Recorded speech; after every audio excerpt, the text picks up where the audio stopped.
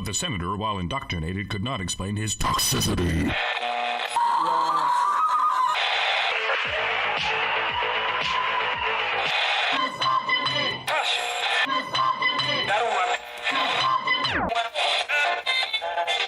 You should not listen to men's rights advocates if you want to know what they have to say.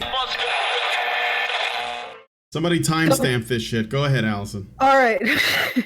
Coming to you live from deep within an icy, radioactive wasteland, and it's genuinely icy now. We are the survivors of the alt-right apocalypse. The few, the brave, the bitchy, once more wading into battle against the froggy, lobstered zombie hordes with Rantzerker. Fuck, I don't know. What is this? I think this is number 132, but I don't think so. I think we did 138 last week. Did we? I'll look into know. it. Well, yeah, Brian, you look into it, but for I'll now look we'll into just it go later, with but 132. I think this is number 132. Mm. Laura It's Bates hates men 130 who hate women who hate men. The Who hate Threequel. women. The The three threequel. The hate-a-loo. The thruple. The trouble. The thruple. The The thruple. You remember? It's a thruple? Yeah, you remember that congresswoman or whatever who had to step down because she Was part of a throuple? she had a thruple with one of her staffers. Wait, Oh. is that not just a Yeah. threesome, or is that like an extended threesome? A threesome with- It was they were in a polyamorous romantic relationship, her and her then husband and this young staffer, and then when she dumped her old husband and got with another junior staffer who happened to be male, then he was like, okay, I'm just gonna tell everybody what we were up to because why not? Wait, so it was two men? Mm-mm. No, it was her And her husband and a young female staffer who was like 21 or something like that. Right? Isn't it the age and the fact that this was an employee of some description would be the problem? It's a little iffy, right? Yeah, it's a And little then iffy. that relationship ended. Mhm. Right? The throuple ended. The Broke. throuple ended when the staffer left the relationship. The throuple decoupled. Yes, it dethrupled. And then she started banging one of her male staffers. And then she dumped her husband, and her husband was like, okay, well, if we're going to do that, if that's how you're going to act, then you know what? I'm going to tell everybody. Okay, so this additional male staffer, younger, like the first woman? Oh. Not younger than the first woman, but younger than this congresswoman. Oh, okay. So she sort of has a... This? No, I generally don't stay abreast of people's stupid drama. It was all over the news because it was like, oh, if that had been well, there you go. I don't read the news because the news is shite. Anyway, she had to step down from her position. Okay. I mean, taking advantage of your underlings, I'm pretty sure that there's some code of ethics that is that violates. There were a lot of people out there who were saying, how dare her ex-husband release this information? And it's just like, oh my God. No. It's revenge porn. Yeah. Or something. This is revenge ethics. Well, okay, it was he did release some pictures because apparently this congresswoman really liked to hang around nude.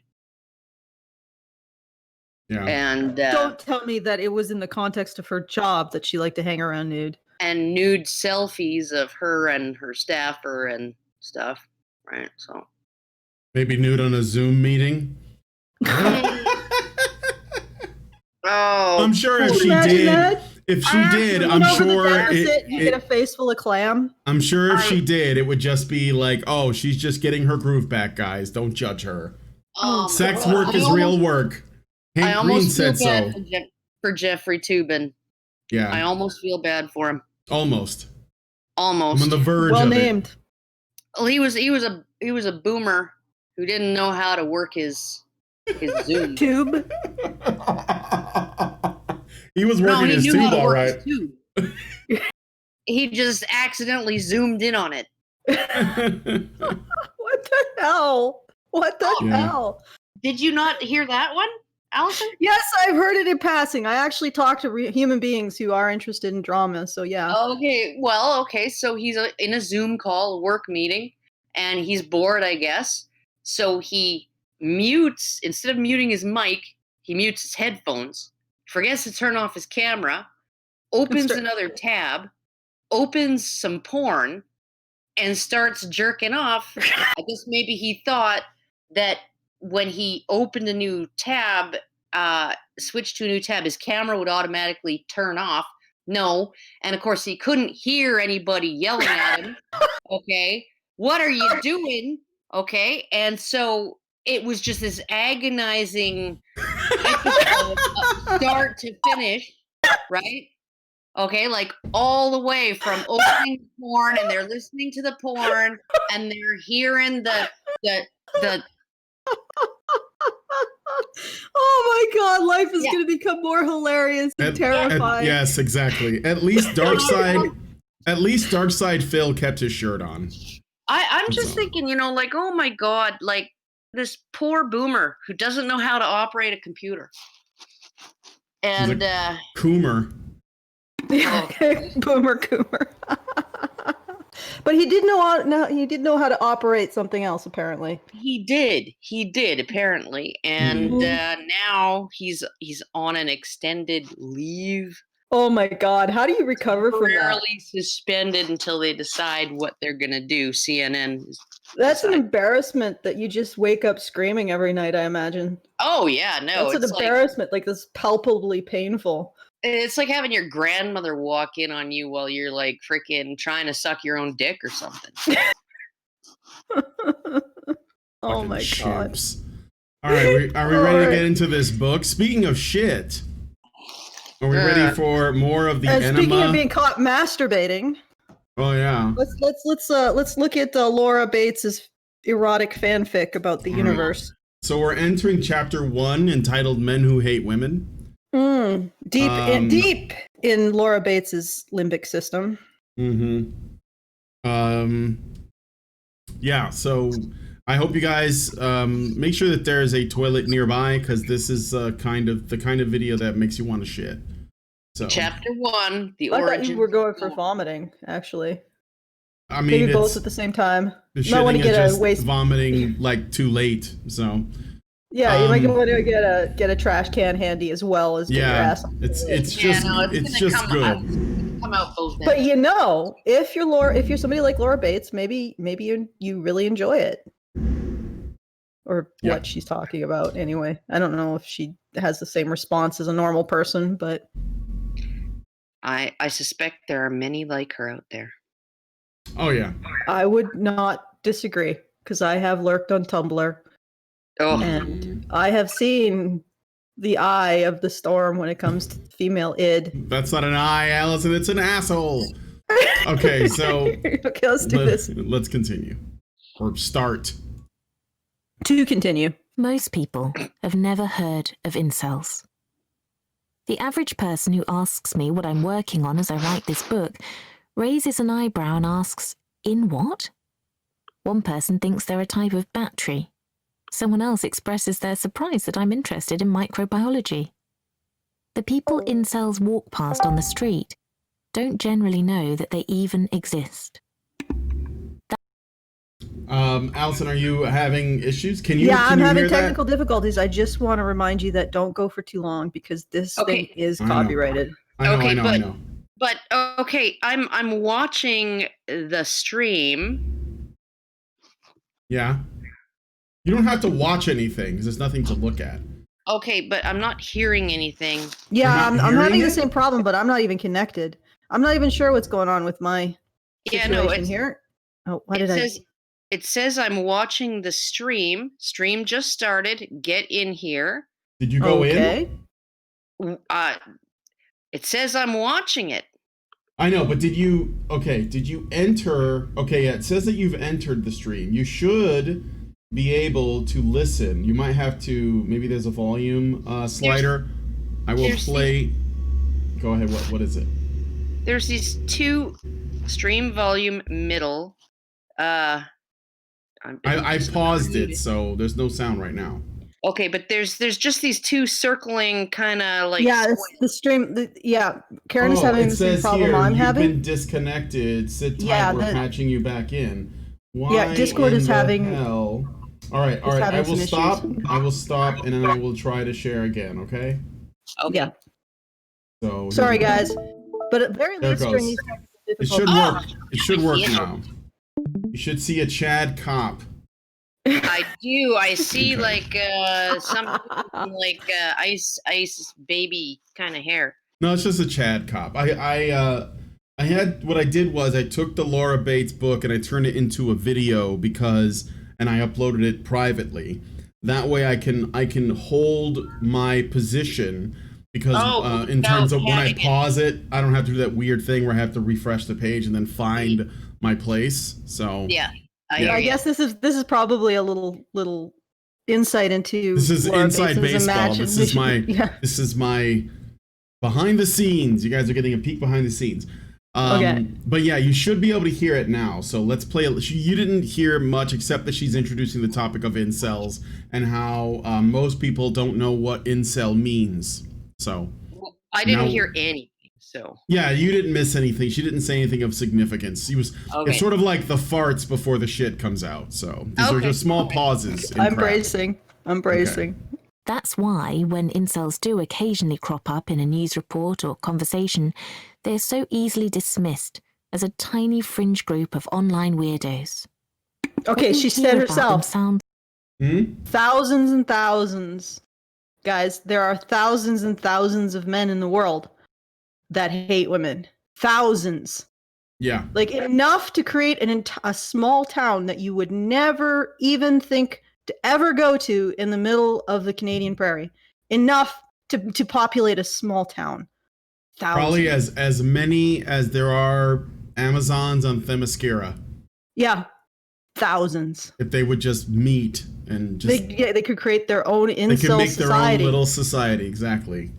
And probably implode fairly quickly. But thousands, guys. thousands. Yeah. Thousands. It's terrifying. Yeah.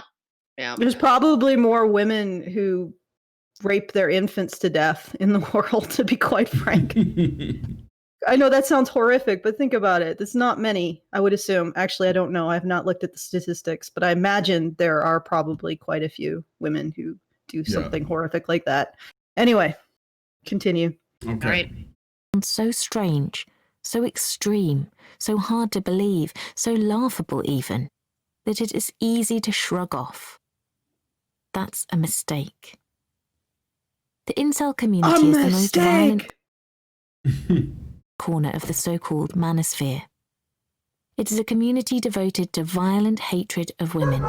A community that You know why it's the actively most recruits violent, Laura Bates? Because every other part of the manosphere isn't violent at all. Yeah. Like, Yeah. I mean, quite like- frank, they're probably about as violent as a knitting club. I don't mean to be facetious, but it's Okay, not. so we've got thousands and thousands of incels. Yeah, thousands of thousands of hateful incels. Yeah. Yes. And we have what, two incidents, right, of Of people. incels acting out Well, a murderous fantasy. probably a few more. But still, we're looking at when you look at the incidents of murder or even mass murder, we're looking at a fraction within a fraction. Yeah. Within a tiny- fraction. Yeah, it's a tiny community.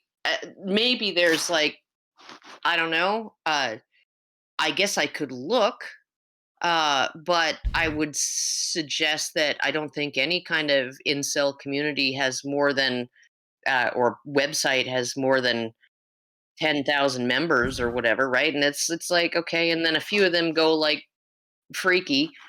No, And- it's even worse than that. The community actually called Elliot Rodger out. Yeah.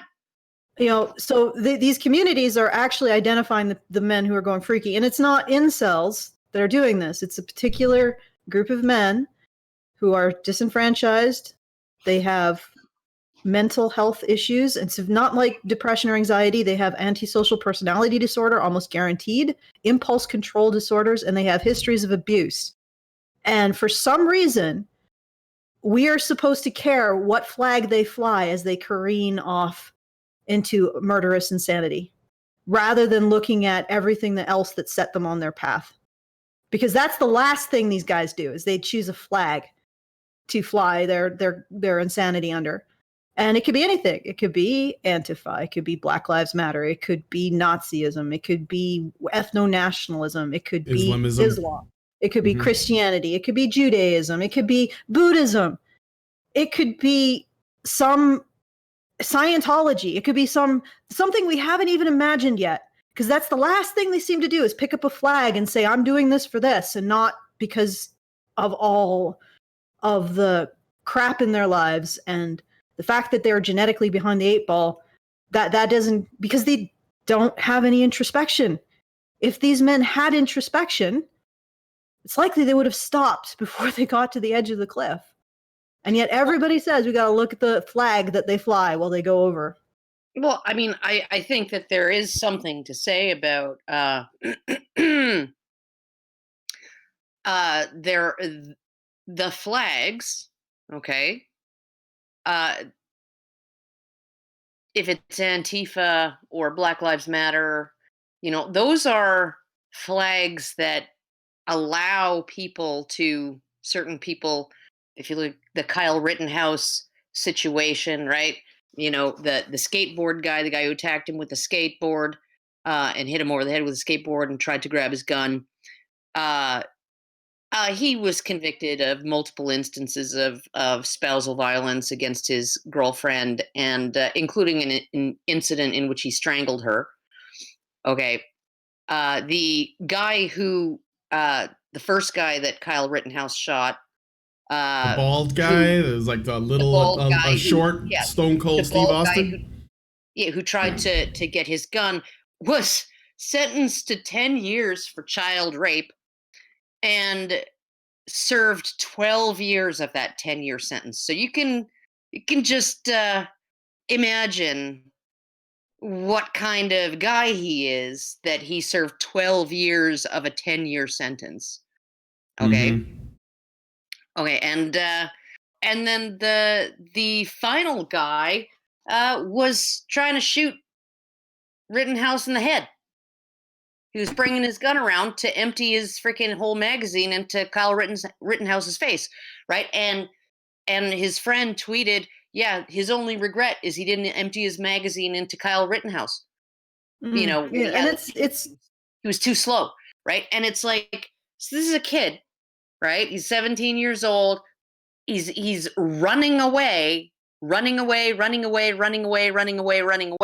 attacked 3 times by 3 different people. Those are the only people that this kid shot, right? But all of those people have extremely violent histories. They've got histories of violent crime, really antisocial behavior, right? And where did they find themselves? Oh, looting and robbing and beating and setting fires for a good cause. Yeah. Right? So, I mean, like, I am all for having an attitude that the incel flag should not be celebrated. Okay? Let me put it this way. I'm not saying that it's celebrated. I'm saying that it's not celebrated, and it shouldn't be celebrated. But the Antifa flag is celebrated. The BLM flag is celebrated, right? And I think that's where you're going to find the majority of your psycho. Oh, yeah. Yeah, you're going to find, because they're going to gravitate towards the most socially acceptable method of expressing their sociopathy. But the point that I'm making is that it's not the flag. No. It is the trajectory. It is ignoring these issues because they're in young men. They're not having the social services, or at least, even if we don't need social services, if we don't want to talk about government spending, how about we have the social support to intervene and care about young men and boys before they get into these situations? And instead of whitewashing this entire situation as a result of toxic masculinity, so you can offload the culpability of these men's actions onto all men, or those men that you are going to use the guilt to influence because they don't have antisocial personality disorder. If they were abused, they have a handle on it, and they will listen to you and will be manipulated by you. Instead of doing that, why don't you advocate for interventions to help these young men and not just throw them into a slammer with women, and it's mostly women, who are going to use them sexually? It's like, that's the problem. If we took away all the flags, there would just be more flags in a day.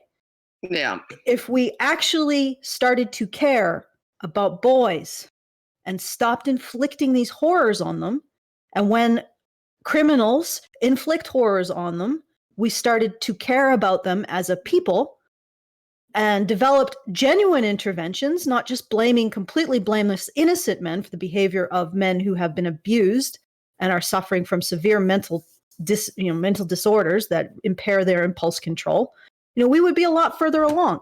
But instead, what happens is women like Laura Bates blame unpopular flags that fewer men are going to gravitate towards to express their violent urges. These very small minority of men who are as genetically distinct from regular men as gay men are from straight men, so there are even more. So these criminally violent men are genetically distinct from normal men. They are their own phenotype, like a trans woman isn't a man. These guys are they're their own thing entirely, and we are blaming their behavior on the totally innocent population of most likely genetically distinct men who would never hurt someone outside of a context of altruistic punishment. So punishment that is in line with social norms. So they're going to be, they'll gravitate towards any flag. And what Laura Bates is doing is saying, well, this flag is the bad flag. Well, would you prefer that they be doing the violence under the feminist flag? Yeah. Laura Bates? Or the Antifa flag? Or any one of the flags that you advocate for? Well, honestly, I do think there are a lot of incels, small I incels, not capital I incels, within the movement, the feminist movement, among male feminists. I think there's probably a lot of guys. It's like, oh, absolutely. Actually, I think that there are probably a lot of incels that are even in the incel community that are probably male feminists, or at least believe in, let's say, the overwhelming sort of mainstream narrative of feminism, women, even if they don't call themselves. Yeah, women were historically oppressed, blah, blah, blah. They're because, I think about Elliot Rodger, and I know he's sort of the poster boy, but when you look at the YouTube channels he was subscribed to, the kinds of things that he followed, it seemed to me that he was somewhere between, yes, a black-pilled sort of, extremely lonely, abused, broken man, but also, a feminist, a progressive. He believed in a lot of the, the sort of feminist politics. He watched the Young Turks, exactly, yeah. So I think that that's probably pretty common, because I believe that if you get, for most people, if you get like into the kind of MGTOW and red pill content and MRA content, it actually is easier for you to cope with the reality of female nature, which is that there is a dark side to it. Whereas before, you're supposed to think of them as simply angelic and, perfect and occasionally victims. Or maybe they have some flaws, but there's always something that explains it. But when you have the for lack of a better term, that red pill philosophy added on, then you see them as whole people, and you're like, well, yeah, some of them have problems and they're not perfect. And you know what? Maybe I shouldn't be comparing my worth to their approval. I think that you're going to do a lot better, even if you are an incel. But if you're an incel that still believes in the kind of, holy vagina, you're going to have a harder time dealing with the that rejection and all of that, I think. So I think that incels are probably more likely to be male feminists than not. But that's just what I think. I couldn't say. I'd have to look at the statistics on that. What I I wanted don't know to if say, there's any way to get statistics on that, but go on. what I wanted to say is sometimes it feels like feminists are, well, they're just a company within big oil, and they want everybody to use their product, or they want men to fly their banner when they explode, as opposed to actually questioning the use of oil or the need for oil. I apologize for the crunchy green statement, but we could always use a better fuel eventually when it comes. But yeah, nuclear. Yeah, nuclear. It's sitting there, it's clean, staring us in the face. Yeah, just waiting. It's just waiting.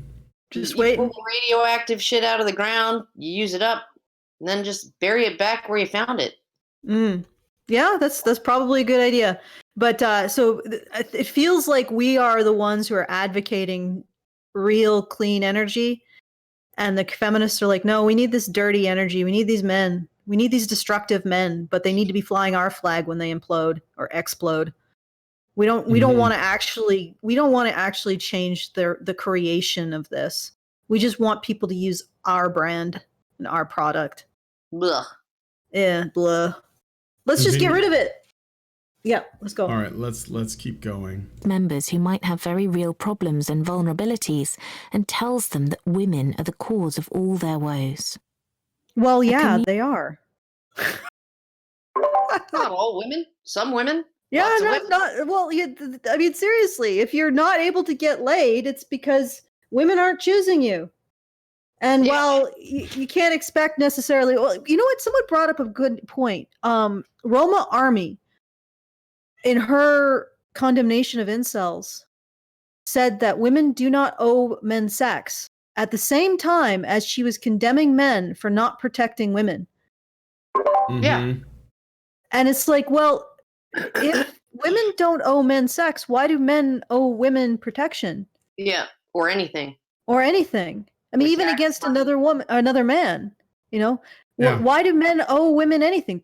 You're right. Taxes, protection, provision, consideration. If we're going to talk about not owing someone, then you can't just turn around and say, but men owe. Really? Can you? I mean, it seems such an incredible hypocrisy. Well, that's the funny thing. Like, I say that if women are the gatekeepers of sex, then men are the gatekeepers of commitment. And we are at a place in Roma Army's comment sort of succinctly puts this together, where women they still have all the power to be the gatekeepers of sex, which I would say rightly so. I don't want to, seize the means of reproduction and to redistribute vaginas or anything like that. And so I wouldn't do that.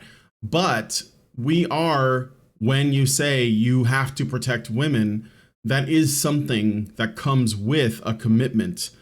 Typically, if a woman chooses a man and the man chooses to commit to the woman, he is giving her security and comfort and safety in exchange for basically access, sexual access, reproductive access, right?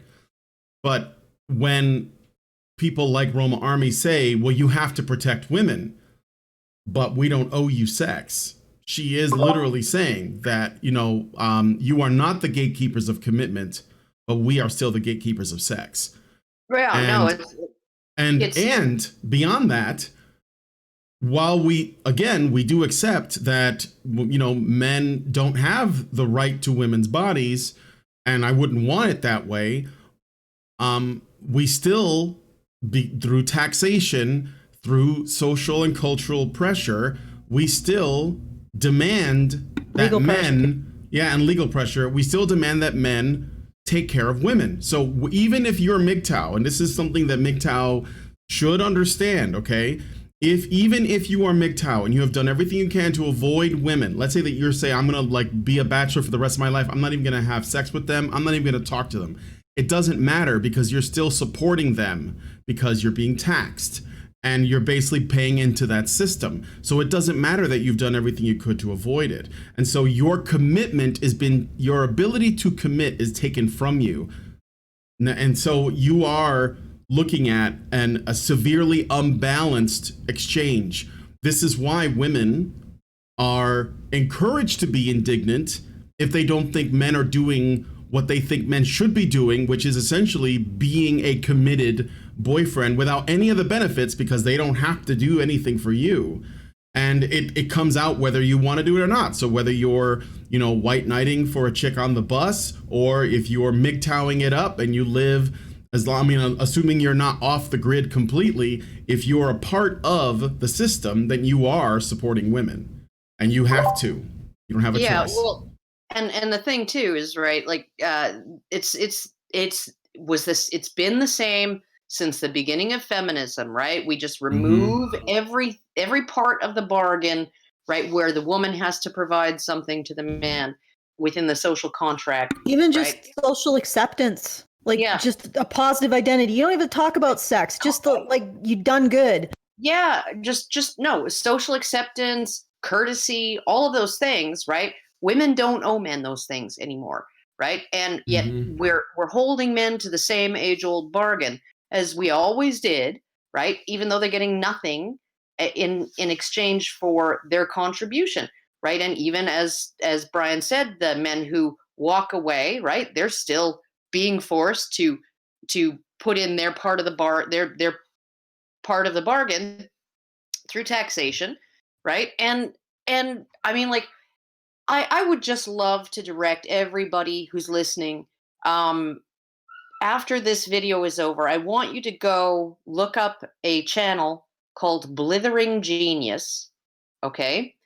And search for a video called Socialize Sex. And he literally writes a version, he just takes straight from the Communist Manifesto and rewrites it so that instead of the means of production, it's the means of reproduction. Instead of money and capital, it's sex, right? And some of the lines, and he's so deadpan when he reads it, he sounds like a complete, like he is, I'm guessing he's on the spectrum, right? But he's so deadpan as he reads his thesis, right? That you almost think, like I was like, oh, is he serious? And then I looked, and it was uploaded on an April Fool's Day. So I was just like, okay, obviously he's not serious, but when you actually flip it over, it sounds so fucking ridiculous. It sounds so fucking ridiculous a proposition to socialize sex. Yet somehow I guess it's because socializing labor is something different, I guess, because sex. Yes, somehow labor became something that's acceptable to force people to do. We used to have a word for that. Force people to do it and redistribute the fruits of their labor, right? Yeah. Take it from them by force and give it to other people, right? Well, reproduction involves labor. They call it labor, right? When you're giving birth to a child, they call it labor. Sex takes a caloric investment, right? All of those things, like, why is this the one thing, right, out of all of the things that human beings do, the one thing that must remain sacrosanct to the individual, right? Everything else, they can force you to do community service, they can put you in prison, they can take away your liberty, they can take your money, right, by force, they can do all of these things to you, right? But the one thing they can't make you do is have sex. Even though it's a generally pleasurable activity. It is so sacrosanct. Yeah. I mean, you read the stories. Else. You read the stories of labor in the past, and how horrific it was. And yet, something that is generally a pleasurable activity has been elevated to the most sacred of acts that you can never actually you can never actually say, but labor is fine. And I'm saying that they both should be considered in a very similar way. Forced labor and forced sex. Maybe we should consider them both as horrors. Mm-hmm. Well, we did once. I mean, slavery, right? Yeah, we did. But apparently we're reconsidering our opposition to slavery and starting to reconsider the idea of forcing people to labor without compensation. It's not slavery if you call it something different. Exactly. If you call it Joe Biden's tax plan or communism. Even 50 Cent was like, fuck this, I'm voting Republican all the way, top of the ballot to the bottom. The interesting thing is when I talk to people who espouse communism, they don't seem to have an answer for that. I mean, I tell them, we've spent a long time. This isn't new. This idea that people shouldn't be forced to labor is not like, it's not something that is old. It took a long time to get to the point where everyone was, or at least in the West, everybody has an expectation of getting some material reward for their labor. It took a long time to get to that point. There's control. Yeah. Yeah. So you want to take away that. Yeah. Well, what's the system you're going to replace it with that's fair? Like as fair as this one? Because otherwise, what you're doing is you're saying let's all become janissaries in a system of state slavery. Oh, I don't even think that's an advantage.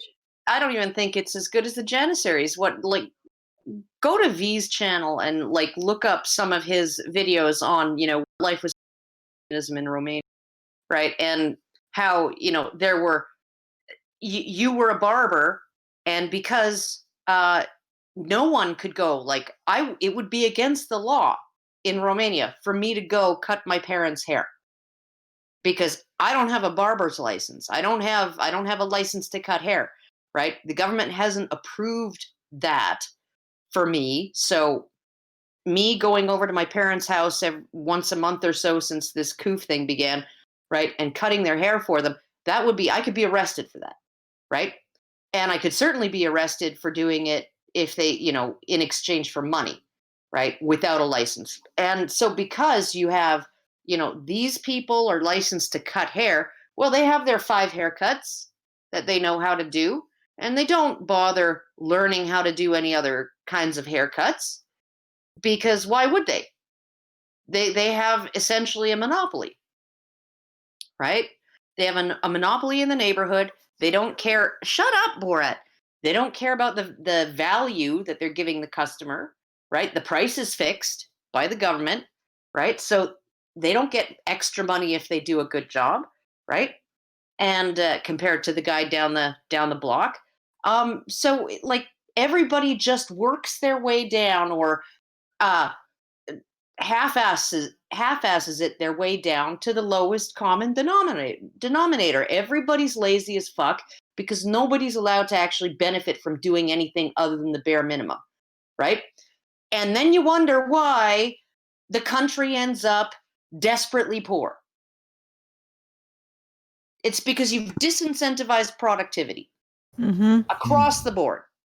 Yeah, well, and the other thing is that when you disincentivize a meritocracy, and when I'm saying this, I'm not saying this like, we can't to develop a new meritocracy of some kind.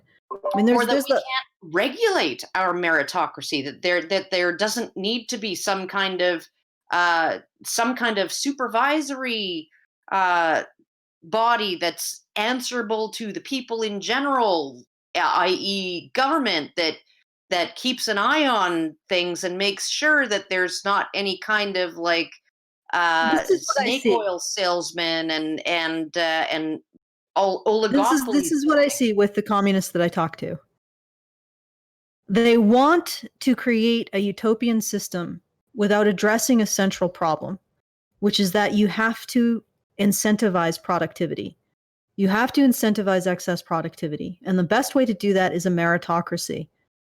If you do not have some form of meritocracy to incentivize excess productivity, what will happen is you will select for people who will force you to work. That's why communism always ends up with gulags and guns and authoritarian dictators And forced labor. and forced labor. So you have to actually address that central problem. And what I'm saying is I'm not talking about necessarily how to arrange the meritocracy. Maybe we could create a completely new meritocracy. Maybe we could. But you have to actually look at that problem, or all you're doing is creating a playing field. Like, I don't know, the Greeks leaving Sicily to create a gigantic battlefield for Carthage and Rome. Well, that's probably a pretty difficult example to apply. But just you're creating a gigantic void into which an authoritarian will stride. Oh, so like when Hillary killed Gaddafi, and now they have open slave markets in Libya. Because you know what? Maybe Libya was so contentious and so full of warlords and so full of like people who were vying for power and ruthless about it and like violent about it. Maybe it needed a brutal dictator to keep it all in check. Mm-hmm. And then she pulled him out of there, and we came, we saw, he died. Ha ha ha ha ha. And then right? left chaos. Yeah, that's basically. And then oh yeah, now so what about the warlords? Now we have open slave markets in Libya. Okay, so the point is that when you get rid of the meritocracy, you have to replace it with something, or it will be replaced by authoritarianism and violence and force. So this is the most central question, and I never hear any communist I talk to explain what they are going to do to replace that meritocracy with. Oh no, that power vacuum, that'll just disappear. It'll melt away. It doesn't. Eventually, you won't even need a government. That's not, and here's the thing: that's not how human beings work. I know. So, and it's not even a situation where, like, I don't know. I'm being a conservative. You sound like you're being very lobsterist right now. No, I'm fully on board. I'm like a radical. Like, I'm a radical of a stripe that's so radical people don't see it. I'm fully on board and trying a completely new meritocracy. Fully on board with it. But I have never heard communists actually talk evolution or even revolution. Yeah, because they just don't talk actually want to change anything like that, Allison. They just hate people that have things, and they just want to have their thing. Well, a lot of them just want a job. I mean, I'm going to dehumanize them. You can get jobs. I'm not trying to dehumanize them, but I have also looked into it, and what the thread I've seen throughout is not we care about the poor or we want to, fix the world. It's we hate people who have stuff. We hate people who are better than us. We hate people who we hate the idea of hierarchies themselves. And so we're going to tear the whole thing down. And that's why they don't have a solution, because the only way they could implement one is to, they would effectively have to socially engineer every single person on the planet to not care about being better than anyone else, which is impossible because they haven't addressed the woman question, which is the most important question. And they will never ask it because they're terrified of women. Well, yeah, because women form the basis of the meritocracy. And women form the basis of social acceptance. Yeah, well, that generally is the meritocracy. That's what men are competing for. And if you cannot accept the idea that men or women are different, you can't understand the mechanism of creating meritocracies. It's like I'm all for something new. Let's do something crazy. Let's do something radical. Let's really shake things up. And they keep coming back with, well, we'll just hand wave that. I'm like, you can't hand wave that. That's like the foundation of your entire concept. It's like you're just gonna start building on a freaking sand pile. Well, it's not gonna work. And you're just going to invite somebody to come in and rule you. That's all you're doing. When you get rid of the meritocracy, you just invite someone to come in and force you to do shit. Yeah. Well, Jordan Peterson once said, or said probably many times, right? The people who tell you that they would, if they were in charge, they'd be able to do communism the right way. They are the absolute last people that ever should be given power. Ever. All right. Well. All right, let's listen to some more lore let's base. listen Actually, to no, some wait. I more. wanted to say something. All right. So guys, send those super chats in. We have our friend back in the chat, and she would really love it if you support us. Oh yeah, Redacted really wants. Oh, you she to loves it. Send in the money. She really loves it when you help us out. So send in those super chats. They help support the Badger Cave. They also give YouTube a reason not to access. I know they probably will anyway, but we do as we can. And please also go to feedthebadger.com/project/badger-media-blitz to support our monthly fundraiser. It's the end, sort of getting to the end of the month. I'm a little bit nervous because it's not doing as well. So please do put some money in the hat for Brian and Hannah. I'm not sure if Prim is going to be able to do something this month, but we'll see. All right. Also, I also want to say, just a heads up for everybody. I don't know if this is happening to other people, but it's been happening to me for the last week or so. Whoa. You got a lot of feedback. Careful. Okay. For the last week or so, I've gotten about a dozen notifications from YouTube that one of my videos, some of them are like really old, right? I mean, they're all old because I haven't made anything new in a while, but some are quite old, years old, that they've been flagged and reviewed and placed on age restriction. Mm-hmm. So they're obviously, when I get like 3 notifications in one day, right, that 3 different videos have been flagged, reviewed, and placed on age restriction, and then the next day it happens again, right? Then I'm thinking something's up with YouTube. Oh yeah, no, definitely. PewDiePie was shadow banned on YouTube, and that's crazy because I think he's like the biggest person on YouTube.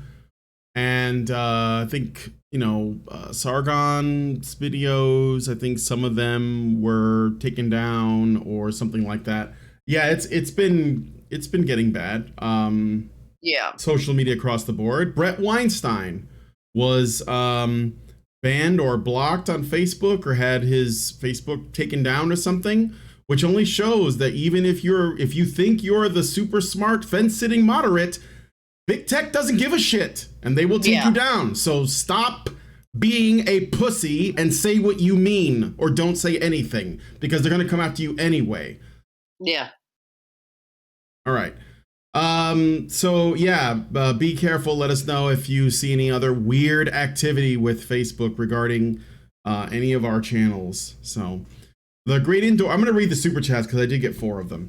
The Great Indoors 1979 gives us 10 euros and says, interestingly enough, Peter Schiff recently got shamed by the Australian mainstream media for supposedly letting his wife defend him after he walked away angrily from their hit piece interview on his own home, or in his own home. Well, yeah, I mean, they'll flex the Peter Schiff. Peter Schiff. So, yeah, the guy who raised the alarm on the impending housing bubble crisis. Yeah, Peter Schiff. Yeah, him. Oh. He was being interviewed by the Australian mainstream media, and it was obviously a hit piece, and so he walked away, according to this. And his wife came up and defended him, and of course, the media shamed him for letting his wife take care of him. Now, that's just them trying to pull the levers on gynocentrism. If Peter Schiff and his wife have a good relationship, it won't matter. But you guys can see that that's how they work, because women can be a weapon, whether they want to be or not, and they will try to use that weapon. So, yeah. Iggy Thunders gives us $10 and says, I realize this is a long shot, but you lot should read Wheel of Time. It's getting an Amazon Prime series, and I think it would be an amazing episode because of its gendered magic system and its protag. I've heard of it, but I've never read the books, so. No, I read a whole bunch of them, and then I got sick and tired of waiting for him to like either die or complete the series.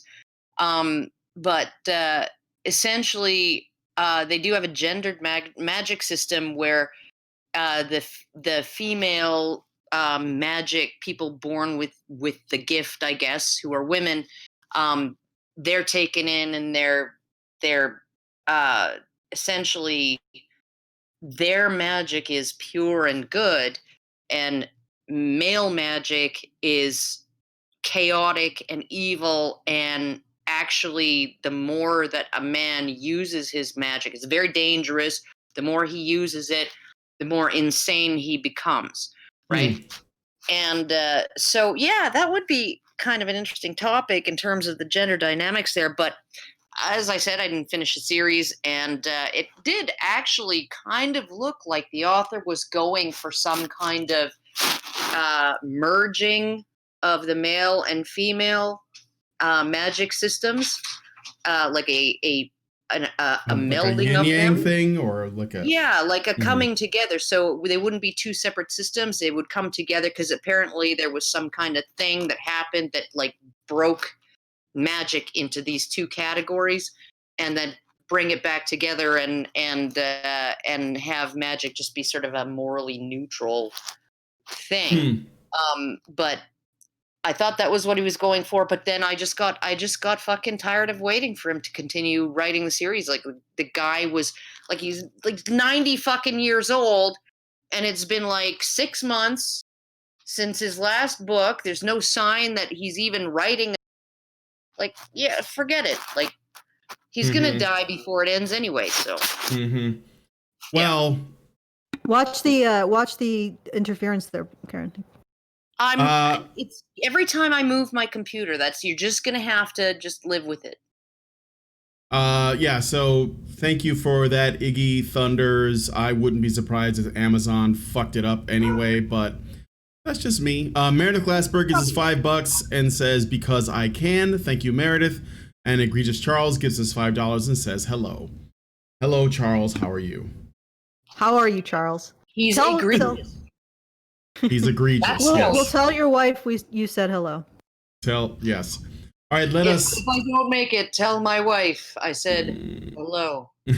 Let's listen to more Laura Bates. Community in whose name over 100 people, mostly women, have been murdered or injured in the past 10 years.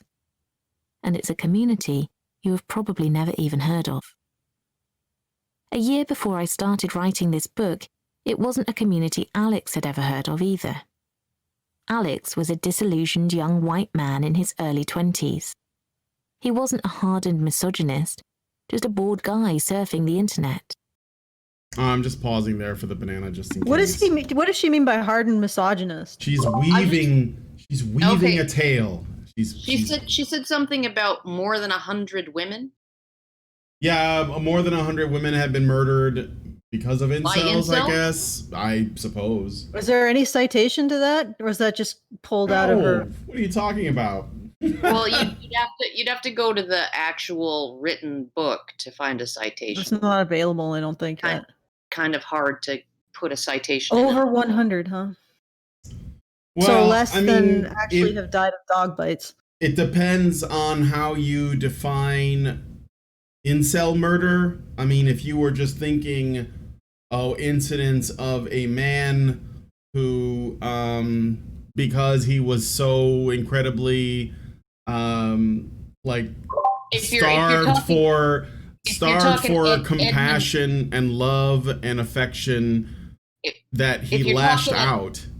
And Edmund Kemper, right? Yeah. And Edmund Kemper, again, the serial, or he was actually more of a spree killer, but he was the first person that the behavioral sciences unit, the fledgling behavioral sciences unit at the FBI interviewed. He was the first murderer that they interviewed, and he just had the most egregious, horrible childhood. His mother was awful to him. She mocked him, she abused him, she humiliated him constantly. He was tall, he was fat, he had a face that looked like he'd been hit by the flat end of a shovel, right? And he was just not a man who was ever going to get laid, and even his own mother hated him. and humiliated him and laughed at him and mocked him and told him that he was worthless and told him that he would never amount to anything. And one of the things that he said was to these FBI agents was, it's a horrible thing when a mother disparages her son, right? Like that's something that you just should not do, right? Because your mother is where you learn love. That's who you first learn love from, is your mother. And if you're going to treat your son like shit from the day he's born all the way through, right? You're not cooking up a nice pot roast there, right? You're cooking up something very unpleasant. And so, oh my God, dogs. So anyway, he might even be on that list. Yeah, well, as I'm saying, it could, like, it's easy to make that claim. In fact, I'm surprised Laura Bates didn't double down and go bigger, because I'm sure you can probably say, incel murders have gone over the millions since human beings crawled out of the muck, and started like mating or whatever. Who knows, right? And also, if you just leave out how many men have been killed by this behavior and how many women murderers there are, you can, just come up with whatever number. So hundreds, okay. I mean, like, you don't even need a citation for that, because mathematically it's likely that at least that many people have been killed by other people who are fucked up. And part of that is that Mom, seriously, like if someone is really fucked up, they're probably having a difficult time connecting with other people, which means that they're experiencing loneliness. So you can, like, this number is just, it's meaningless. She just throws it out there, but there's no point to it. Yeah, it's a meaningless number. It's meaningless, not just that, because I guarantee all of those men who killed someone are connected more by the fact that they have mental health issues, impulse control, antisocial personality disorder, or even compounded with like sociopathy or psychopathy, or they're sociopaths, or they have something like a violent schizophrenia, and they've also been abused. Like, that is the common factor for men who are violent, unless you're talking about men who are engaging in altruistic violence like soldiers and cops, but they do their violence in a very specific context. And they literally, they don't direct their own violence. They are directed by others or by a code of honor or ethics. When you're talking about criminal violence, this is men directing their violence to their own interests. That's a completely different category, and it is almost entirely comprised of men with mental health issues, brain damage, and abuse, histories of abuse. So,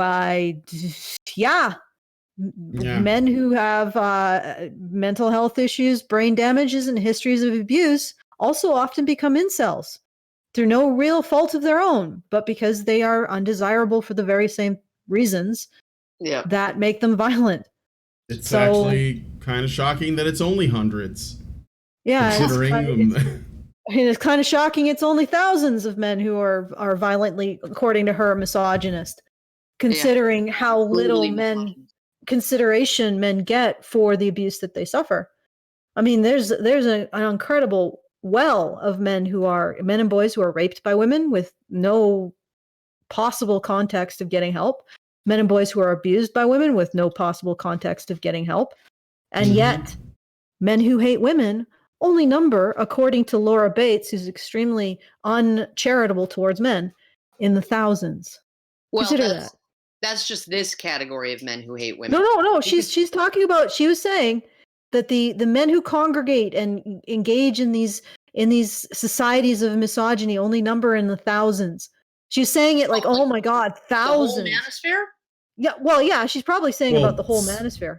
Could be. Yeah. I mean, she's at least talking about incels. I think her thesis is the entire manosphere is misogynistic, and she said thousands. The incel branch of the manosphere. Well, she was saying thousands are part of this extreme misogyny, and she's talking about the misogyny there. So whether or not she just means only the incels or whatever part of the manosphere which is misogynist. Well, we'd have to go back and listen again, and I don't want to do that. So No, she definitely pointed out it was thousands. So thousands of men have this extreme hatred of women. And think about how many millions, if not billions, of men who have been abused by women. And only thousands of them ever get to the point of hating them. I think men are doing pretty well considering how many women openly express hatred towards men. yeah. Daily. Yeah. Yeah. Okay. Shall we continue? Okay. Yep. A bored guy with a vague awareness of people talking a lot about sexual harassment and the gender pay gap on the news, and an uneasy sense that maybe that wasn't great for him. Alex was 24 and had never had a girlfriend. He didn't have a lot of money and he felt frustrated and lonely. It didn't seem fair that people were complaining about women's needs when his lot in life as a supposedly privileged white guy didn't seem so splendid. I'm just pausing it there for the banana, and then we'll continue. So I'm going to see what he goes with this. Alex didn't feel privileged at all, so it annoyed him when people said that he was. He spent nights browsing YouTube and bodybuilding sites, looking for tips on how to improve his looks. He discussed tactics in online forums dedicated to video games. He'd never come across the incel community until I did. But that's not surprising, really, because I made him up. Oh no way. You made him up? You lied about this person, hypothetically? Okay, so how much are you fucking lying about? I did not see that coming. It's a feminist, Allison. Lips are moving. Light coming out. So why were we hanging out with this Alex character? Yeah. She made this person up. So I think Alex is the identity she went by as she lurked the forums of misogyny so that she can find out what the world of the incel is like. Oh, so I'm guessing. I don't know. So. He pretended to be a lonely man and went on, websites where lonely men congregate, or it's not at all like a predator pretending to be a young girl or like FBI agent pretending to be underage. I don't think she's doing this for the young men's benefit. No, so I think she's more like the old prototype. What was that series, To Catch a Predator? I think she's like the guys who pretend Chris to be Hansen. Yeah. The middle-aged men who pretend to be like 17-year-old boys. Yeah.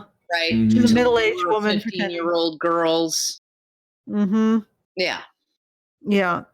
Okay, so let's tell us about your online life there, Laura Bates.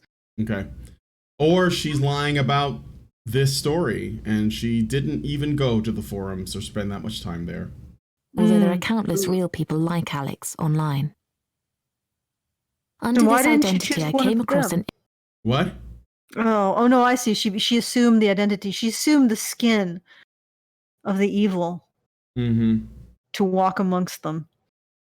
Incel conversation one day on a generic message board.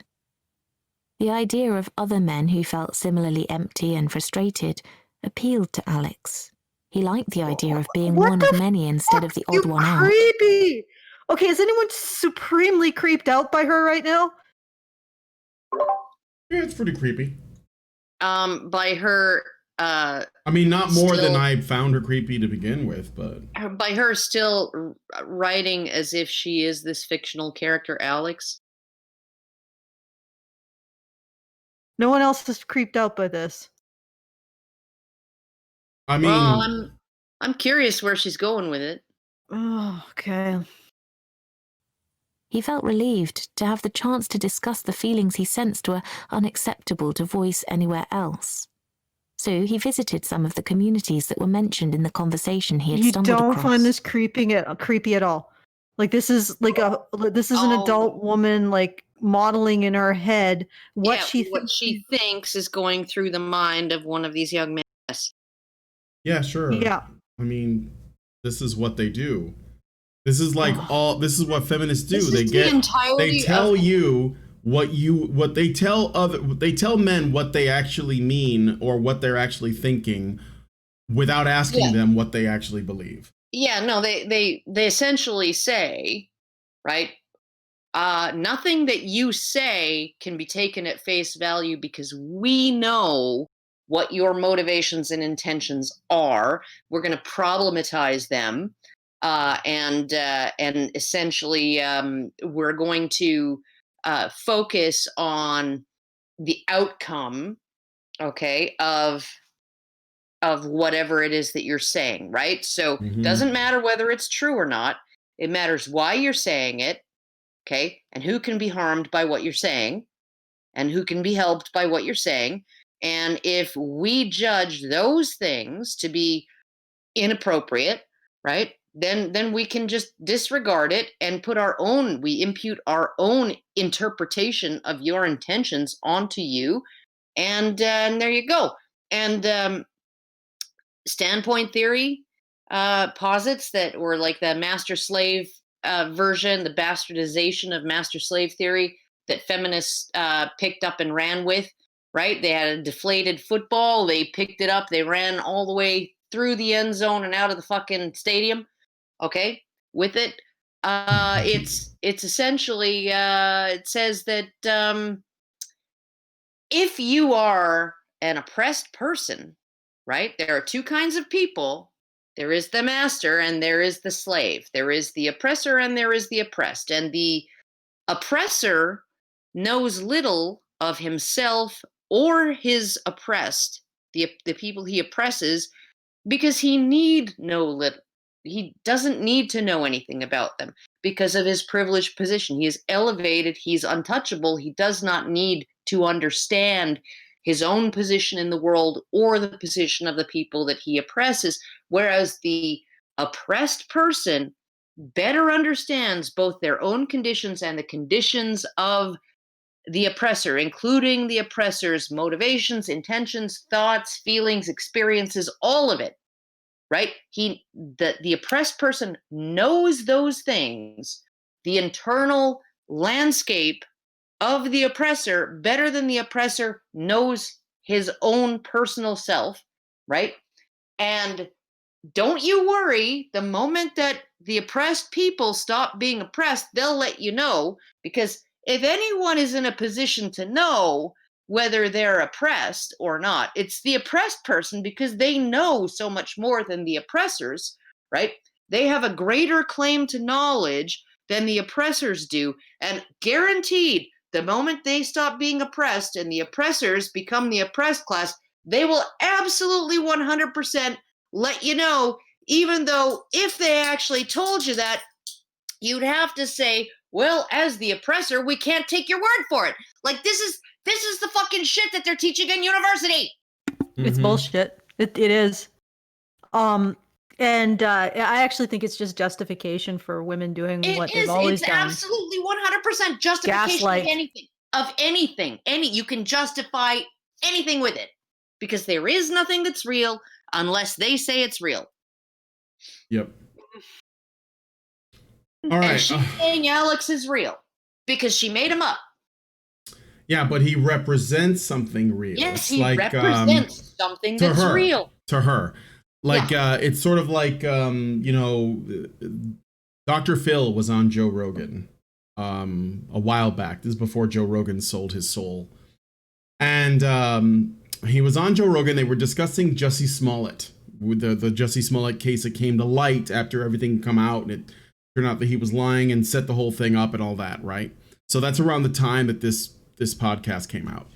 And Joe Rogan was asking Dr. Phil, why would he do that and also believe so strongly that what he was doing, Jussie Smollett, that what Jussie Smollett was doing, why would he believe that it's right?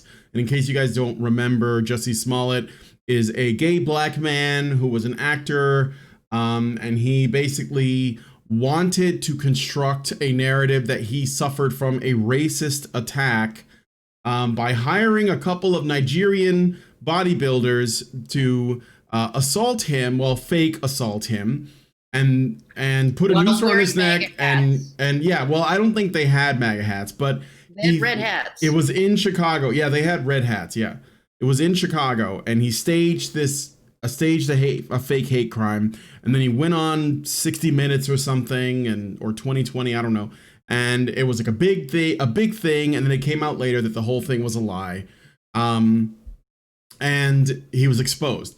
And so Joe Rogan was asking Dr. Phil, like, why would he do this knowing that he's lying? Like, why would he construct a hate crime?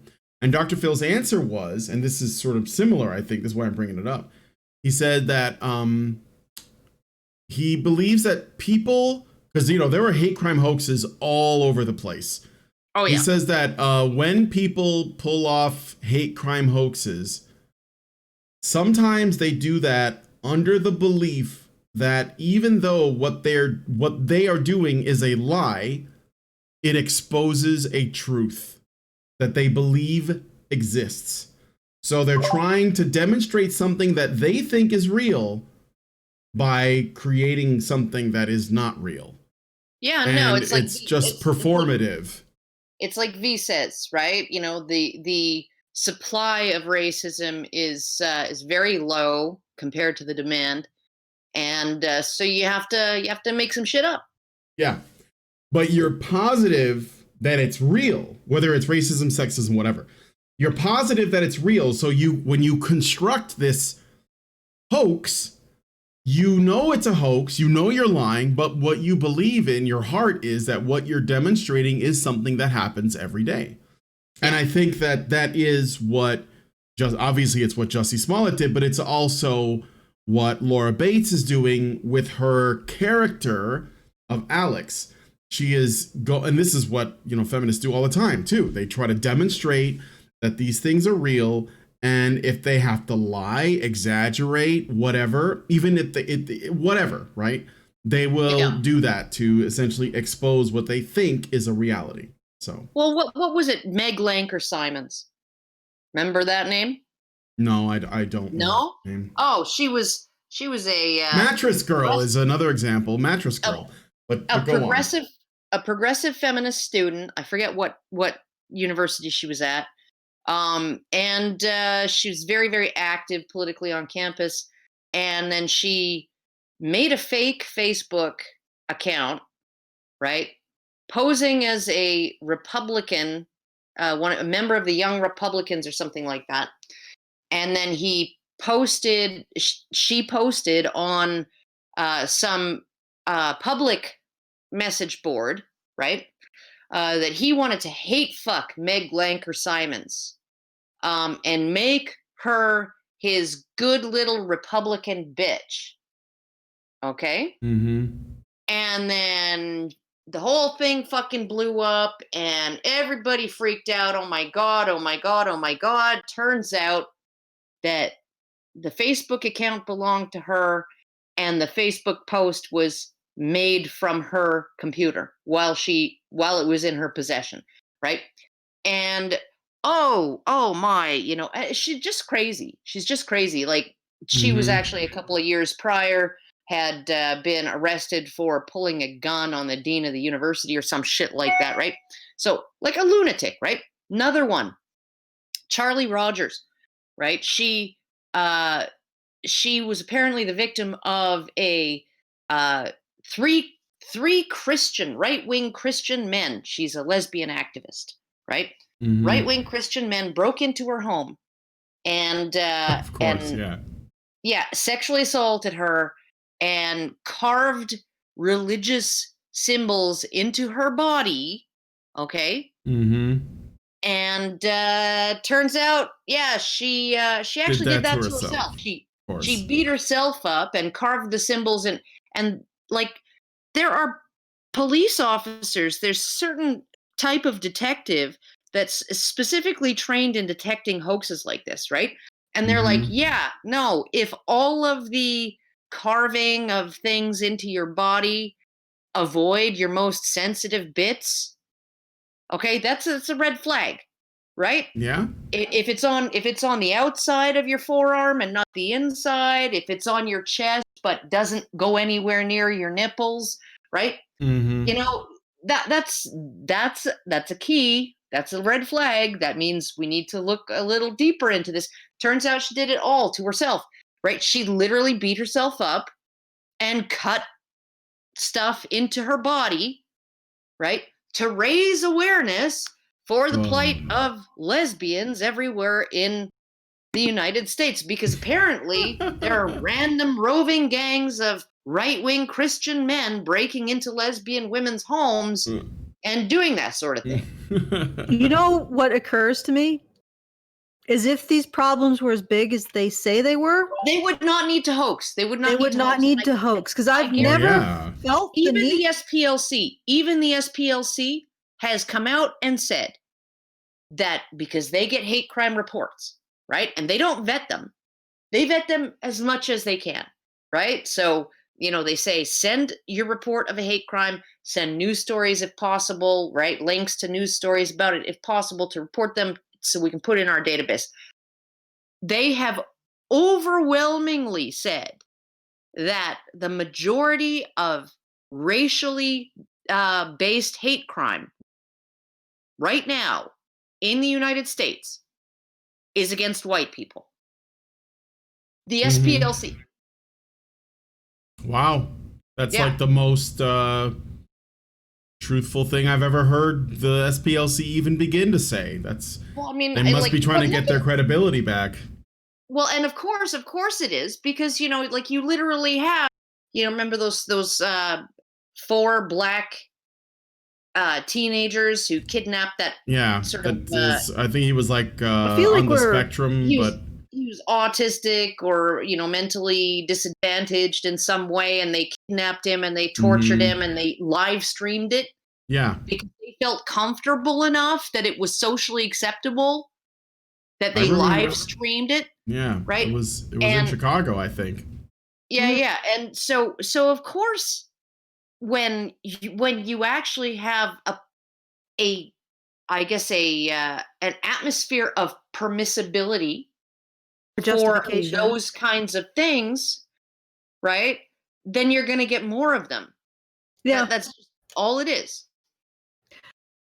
Okay, I am now at a loss where we started. That's okay.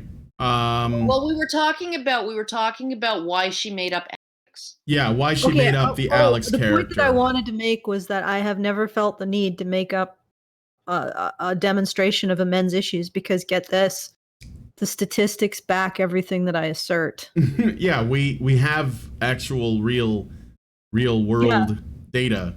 I don't need to make up anecdotes. Not just data, but if I wanted horrific anecdotes. Dip into my email and grab a whole bunch of testimonials from men who've written to thank me for having my channel and thank me for doing what I do, and telling me their individual stories, right? Yeah.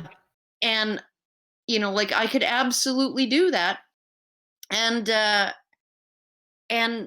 wouldn't need to make any of it up. And I not need to make any of it up.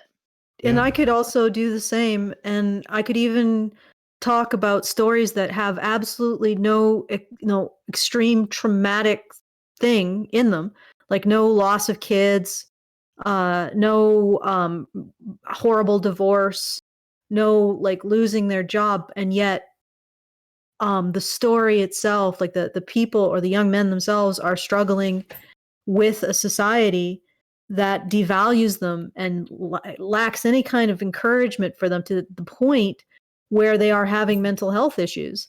And there's no extreme one thing that's happened to them, but they are still struggling because of the overwhelming message that society gives. And also because despite the fact everybody talks about being gender neutral, they really don't raise boys and girls gender neutral. No. They still have exactly the same expectations of boys.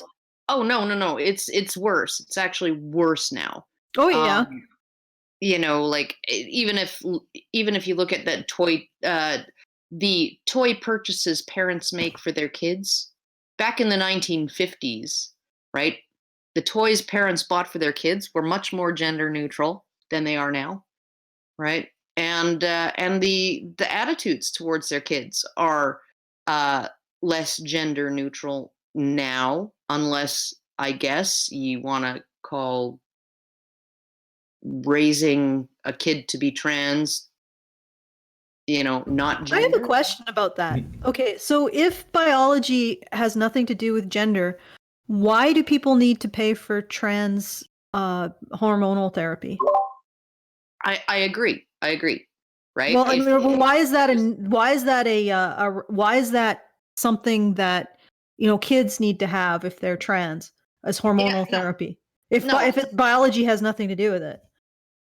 I can see the idea that if you are trans and you want to pass as the sex that you feel like, right? You maybe don't want to go through puberty as that sex, because if you're a trans woman, you're gonna end up maybe not passing as a woman. If you're a trans man, you're gonna maybe not end up passing as a man, right? Because you went through puberty as your birth sex, right? I can understand Yeah, but that's not the point. of it. But the point is that if there's nothing biological about gender, then why do you need to pass as shouldn't you just be able to? Yeah, well, I've asked that question. I mean, I think the whole Or gender even- is a social construct thing. It should be seen as absolutely disgusting to trans people who have actually Well, it's horrific. worked. It's horrific because the entire gender social construct thing arose out of John Money's freaking work torturing children. Oh okay, yeah, for sure. That's but that is a digression. Let's go back to Laura Bates All right, for Okay. at least a little bit. Let's do a little bit more. I got some super chats too. I don't know how much longer you want to go, Allison. Let's go till the hour. I think Okay, 2 hours. So it's a 2-hour show. All right. Yeah, but we have to go a little bit past the hour because we started late due to Yeah, a few minutes. I mhm. started like 5 minutes after, I think. Okay. All right, so Ciara de Flora gives us $2 and says, just like George R.R. Martin. I think that was in reference to the Wheel of Time thing. Brian Yoder gives us $20 and says, just some badger food. Thank you, Brian. It's Bryon. Thank you, Brian. You are, I think, king of the stream right now because you've given us the most. So, Dispatcher gives us $2 and says, stereotype creation for the purposes of social engineering. Thank you. And Derek Workman gives us $5 and says, men aren't able to understand boundaries when they aren't allowed to have any. That's exactly it. I think that's a huge a huge part of the problem.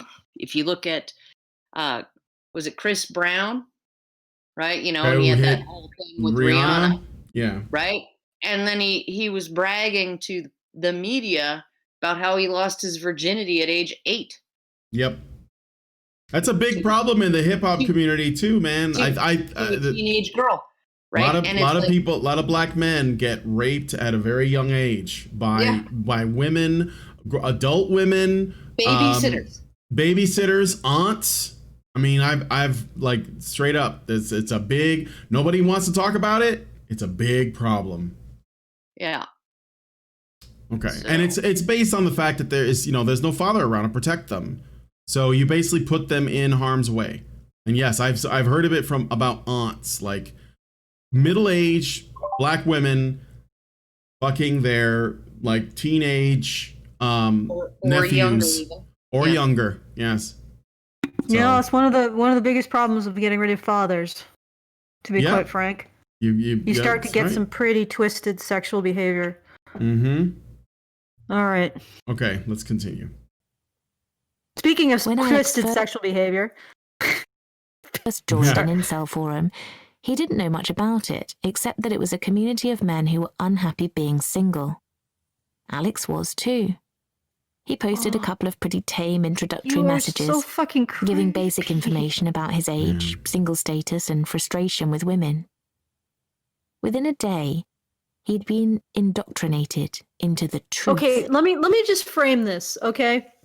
Lauren Bates. Well, Lauren, that could be a female name. I'll use it. Laura. No. I'm trying to go for a male name. Larry Bates decides that he wants to infiltrate a forum for lonely young adult, like teens and to adult women. girls who feel unattractive. And he creates Alexandra and then starts describing how Alexandra feels as he's in this forum that's really about young people's sexuality. And their struggles with their sexuality. Does that sound as innocent as this anymore? No. No, I didn't think this doesn't. was innocent. It's just she's just It's creepy as fuck. Yeah, she's just she's spinning a narrative. I think that Yeah, but it's I don't know if creepy. because you have to think about I get that. I don't disagree. But you have to think about who this is for. Who is this book for? And I think the women and men who are going to read this book and they're going to like the contents of this book, or it's going to like reinforce their already held beliefs about the manosphere, or you know, their I don't know, like, yeah, basically it's going to reinforce that. They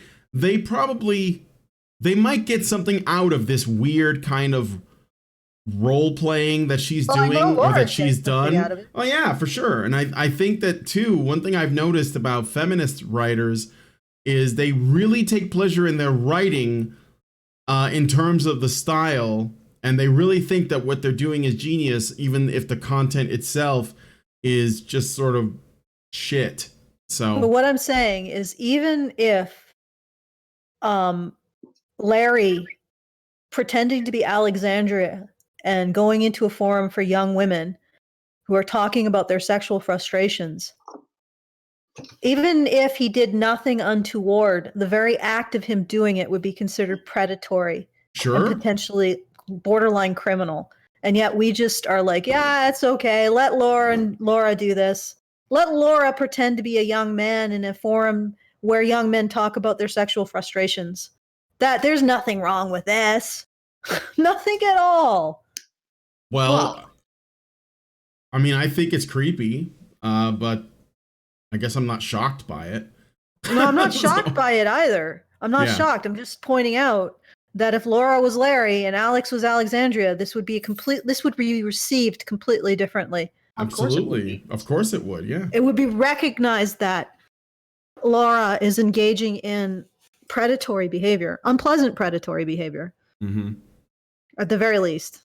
There you go. I don't even think that it would be published if a man went into a forum for young women and teen girls to talk about their sexual frustrations and started to talk about how, yeah, all of this is evidence that girls they have problems, and the solution to these problems is to be lectured about their sexuality by adult men.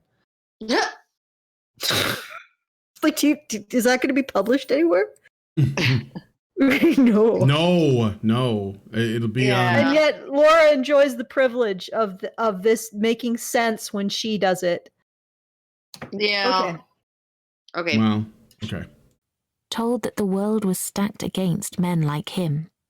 Advised that he might as well kill himself, that his life wasn't worth living, that nothing would ever change. Extreme and pornographic images were used in response to his posts. Other users were quick to tell him that his whole existence had been a lie. Society had tricked him into believing men were in control when really they were at the bottom of the food chain. It was women who were privileged, who held all the cards and who were given all the advantages. Men were the true victims. Oh my God! How dareth anyone even conceive of the possibility that men could get the short end of the stick? You know what's strange? You know what's really strange? I don't know if Laura Bates is recognizing what she's done here, but she starts this, I guess it's a paragraph, by saying that Alex, her constructed person, was radicalized within 24 hours. Yeah.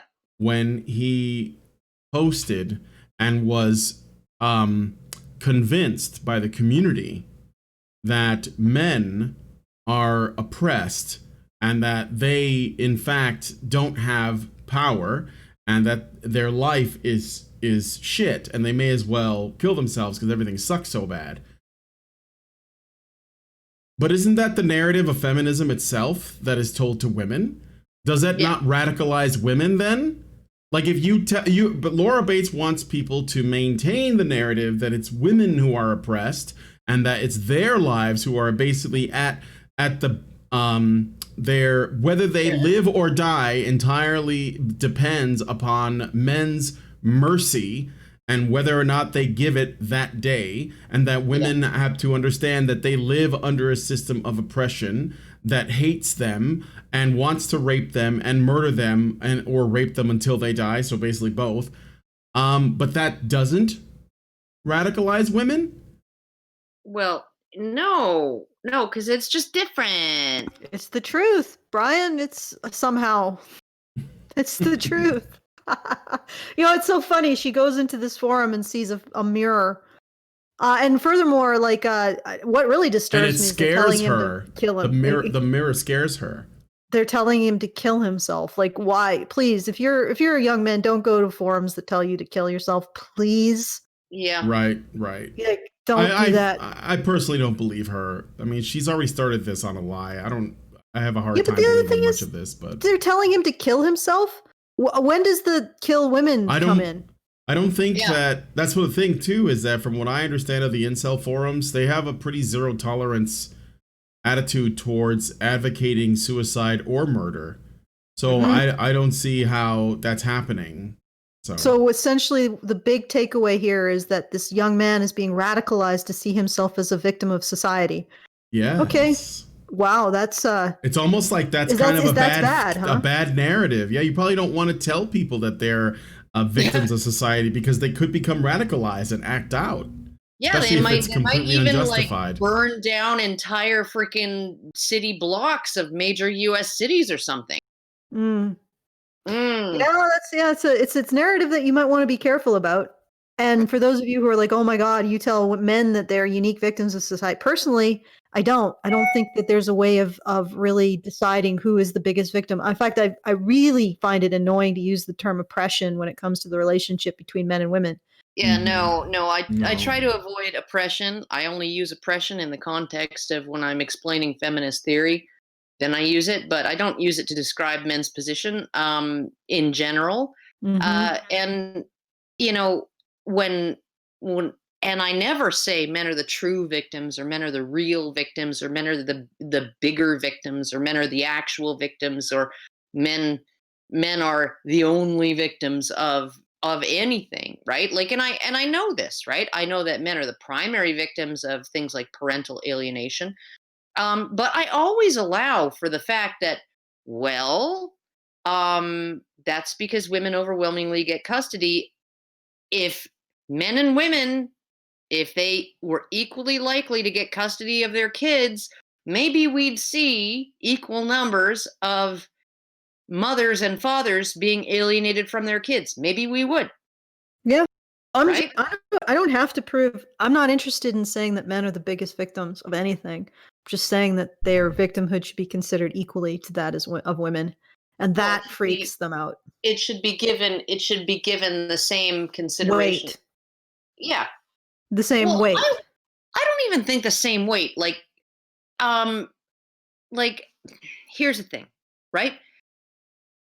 The same weight means that you're saying, well, they're equally victimized, right? No, I don't think that men's victimization should be given the same weight. I think that in some instances it should be given more weight, and in some instances it should be given less weight, right? Giving weight isn't about like not determining where someone is, like in some instance some group is more of a victim or less of a victim. It means that when they are, their victimhood is considered. So, so you don't do things like one in 4 homeless people are women. Yeah, yeah. So please donate to the women's homeless shelter. Exactly. Or 58 million children are not in school and half of them are girls. Please donate generously to the Girls Initiative, right? Yeah. Half of them are girls, you don't say. Mm-hmm. Half of school-age kids are girls. God, I know. How is this a shocking statistic? There's kids who are not in school because they're like, I don't know, they don't have the opportunity to go to school in parts of the developing world, and half of those kids happen to be girls. Are girls. So donate to get girls in school. Yeah. So we can get that number to, only 10% of the kids who. The worst was when Stephen Colbert promoted this. He promoted this charity, right? And he said in his video, 58 million girls are not in school. Let's get girls back into the classroom, okay? And then he posted a link to the UNICEF or I think it was United Nations Children's something, right? UNESCO, okay? UNESCO study, and it said 31 million girls and 28 million boys. So he just gave all the boys a sex change. Oh wow. You just Oh, well, added that's that almost together. as hilarious as Rain. That they're a rape survivor group. They lumped all of the male victims of rape or forced penetration, forced sexual intercourse in the last year with the female victims, Yep. and then calculated a percentage of victims that would be raped or would have ended up pregnant. And I'm like, wow. Oh. No, seriously. 100,000 men and women would end up pregnant as a result. I'm like, what are you fucking up? Oh my God, that was hilarious. And they're supposed to be a professional organization advocating for victims of sexual assault. Yeah, no, remember Danny Boy? Some of his earliest videos, right? Were about Octava, the Ottawa Coalition to End Violence Against Women, right? And they had published a report where they took data from Stats Canada, right? And they published that 2.1 million Canadian women were victims of domestic violence. But if you actually go to their citation, you find out that it was 601 Canadian women and 585,000 Canadian men. No. And then they repeated the same mistake, the same error in terms of Ontario numbers, right? And then so he wrote to them and said, do you realize that you are using the number of Canadians and just calling them all women, even though Statistics Canada says that it's almost 50-50 men and women in both Canada in general and Ontario in particular. And then they updated the study. They updated the report 2 times, right? Amended it, but never corrected that particular error. So the report was updated and changed, edited twice, but they never corrected that error. Yep. This is the hilarity that we've observed over I personally have observed over decades, is the complete and utter fiction that they have constructed around women's victimhood. Oh God. And just the hilarious errors that they've made in pursuing their agenda of women worsting. Women always have it worst. Worst. You want to hear something very topical right now, given this election season in the United States, right? Obama, Attorney General and self-described wingman, okay, Eric Holder, because apparently it's okay for a president to have an attorney general who acts as his wingman when it's Obama, but certainly not when it's a Republican president. But I digress. Eric Holder went and gave a speech and announced that the leading cause of death, the number one cause of death for Black women aged 15 to 49 was domestic violence. Okay? He said it and he meant it, and then he got fact-checked on it about 5 fucking times. Okay, well, what are the leading causes of death, right? You got heart disease, you got motor vehicle accidents, you got cancer, you slip and fall, unintentional injuries, right? And then way, way, way down the list is homicides, okay? But homicide doesn't necessarily mean domestic violence homicide. Okay? So you're looking at, he's literally telling people that the leading cause of death for Black women in America is Black men, right? He gets fact checked on it twice, got 4 fucking Pinocchios from the fucking Washington Post, right? Pants on Fire from whatever it is, Politico or PolitiFact or whatever, right? And then finally, after years of this, the text of this speech being up on the whitehouse.gov website, they finally add a little, I put correction in scare quotes there, because they said, oh, that particular fact was out of date. And I'm like, really? Really? Out of date? Has there ever been a point in our history where the leading cause of death for young Black women under 50, right, was being beaten to death by their husbands? Really? Like, please show me that statistic. No, never, never, never, never. And in fact, if you look at the statistics on spousal violence, like homicide, the rate of homicide of wives versus husbands was almost equal in the 70s, and then it declined. The rate at which husbands were being killed by their wives declined, or their male significant others were being killed by their female significant others, declined more precipitously than that of women. Well, because women had a way to get out. But here's the thing. The biggest decline was actually in the Black community. So they took a situation that got better for Black men and turned it into oppression of Black women. How are you going to get rid of racism with that kind of logic? Seriously. If any situation gets better for Black men. This is a Black attorney general working under a Black president, right? And you think that it's like Whitey that is, gonna smear the Black community, gonna say that they're horrible, that they're bad, that blah blah blah, right? He got away with it for years. It stood up there uncorrected for years, and then when they corrected it, what did they do? They just said, "Oh, the information was out of date."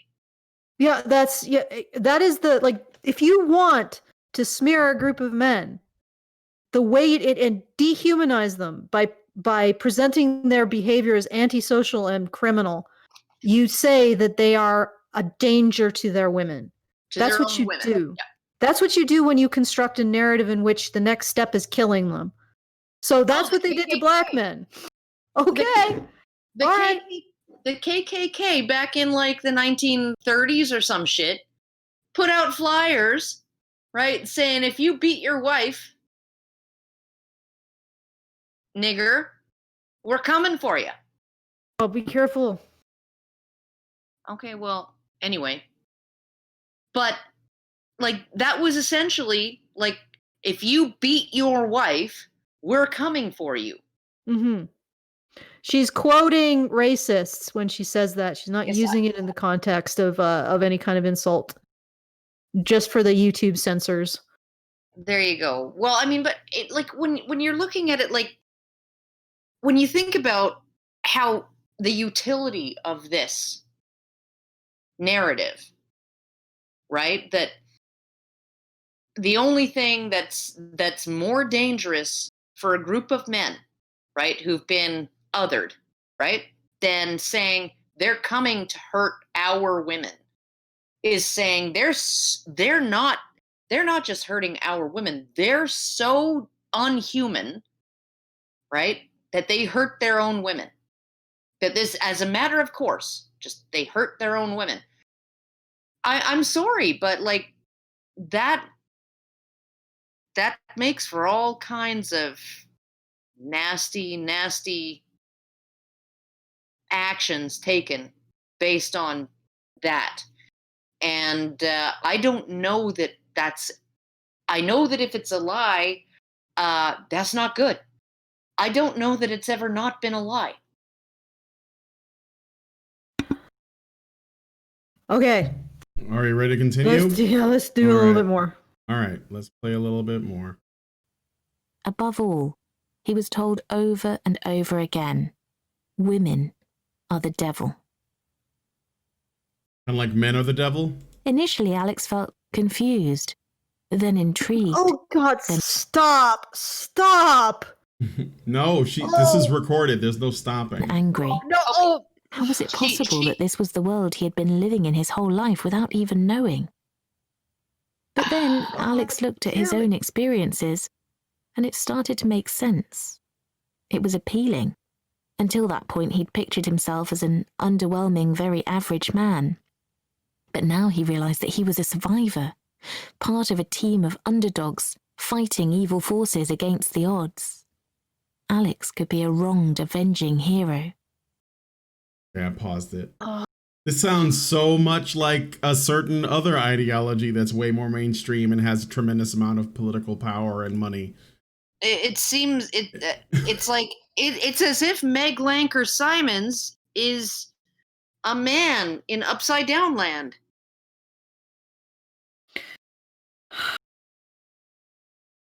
Yes? If you actually recognize the disadvantage and the disenfranchisement, you are what? Giving them free leave to act violently against the people who are disenfranchising them? Is that what she's saying? Because there's some interceding steps here. Again, men who act out violently have problems. They have psychological problems. They have usually some brain development defects and a history of abuse. They don't become radicalized like this. All that she's saying is that these young men saying, oh, wait, maybe we are a victim of a society that has failed to give us any path forward or any way of developing desirability because it's rapidly dismantling the meritocracy that allows men to develop desirability. Maybe that's part of the problem, part of the situation.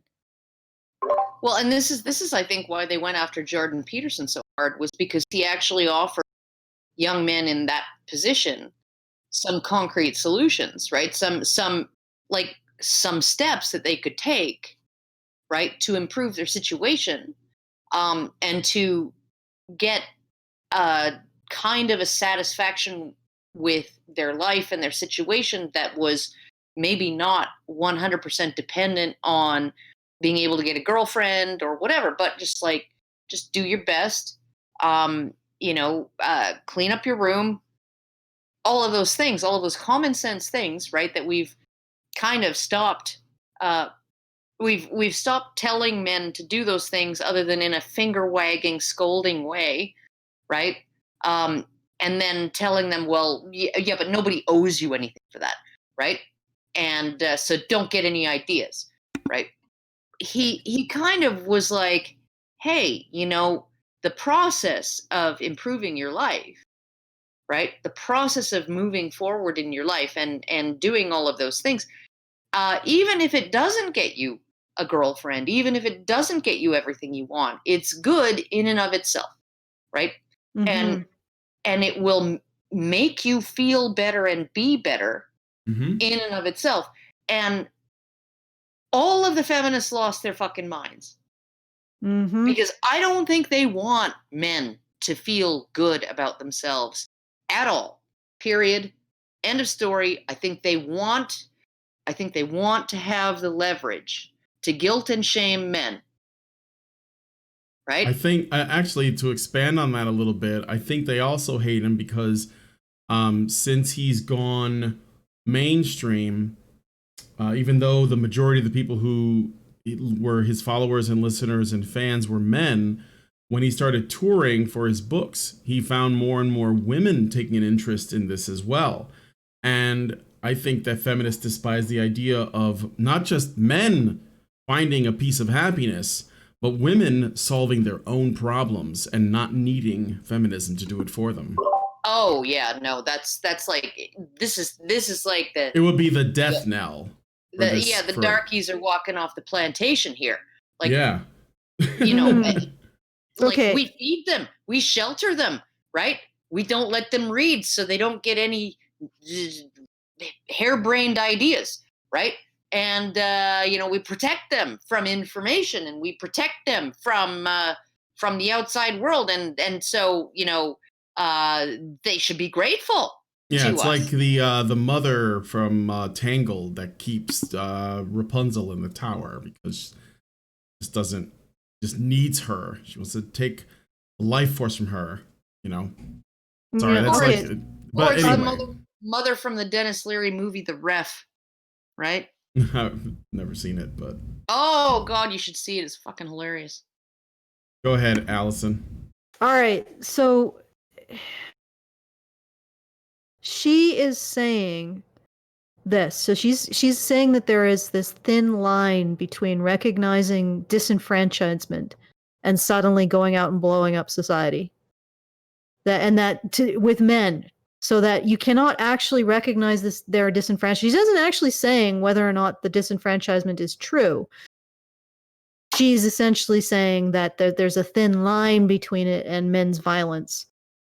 So you notice that she doesn't even make any statements about the truth of Not this yet. situation. Well, not yet, but I suspect she won't, because she doesn't need to. All she has to do is say, if we talk about this truth, men will be violent. And then that truth becomes something we can't talk about. You see Yeah. what I'm saying?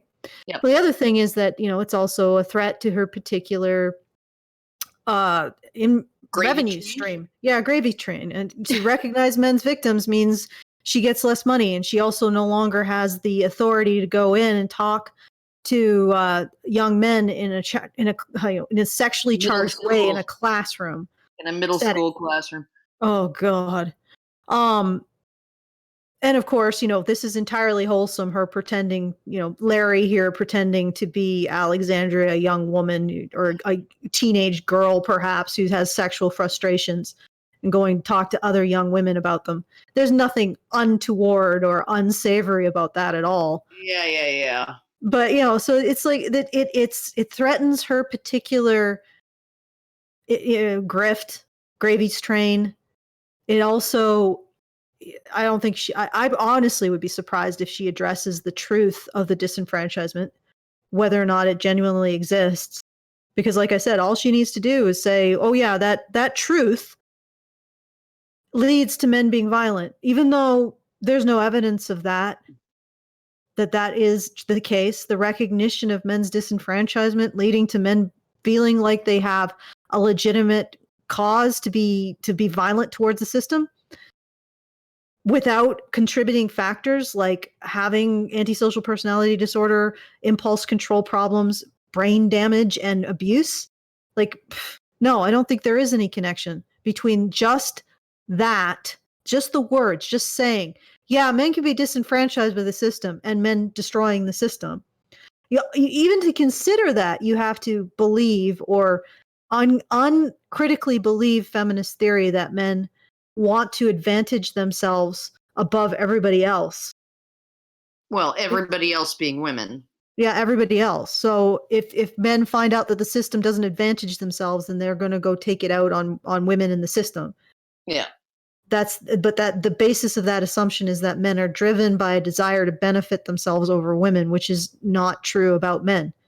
Yeah. It's actually quite difficult to get a man who's even red-pilled to recognize when he is in a situation of disadvantage, or his boundaries are being violated, or that he has a right to assert his own needs. It's actually incredibly difficult, even with red-pilled men.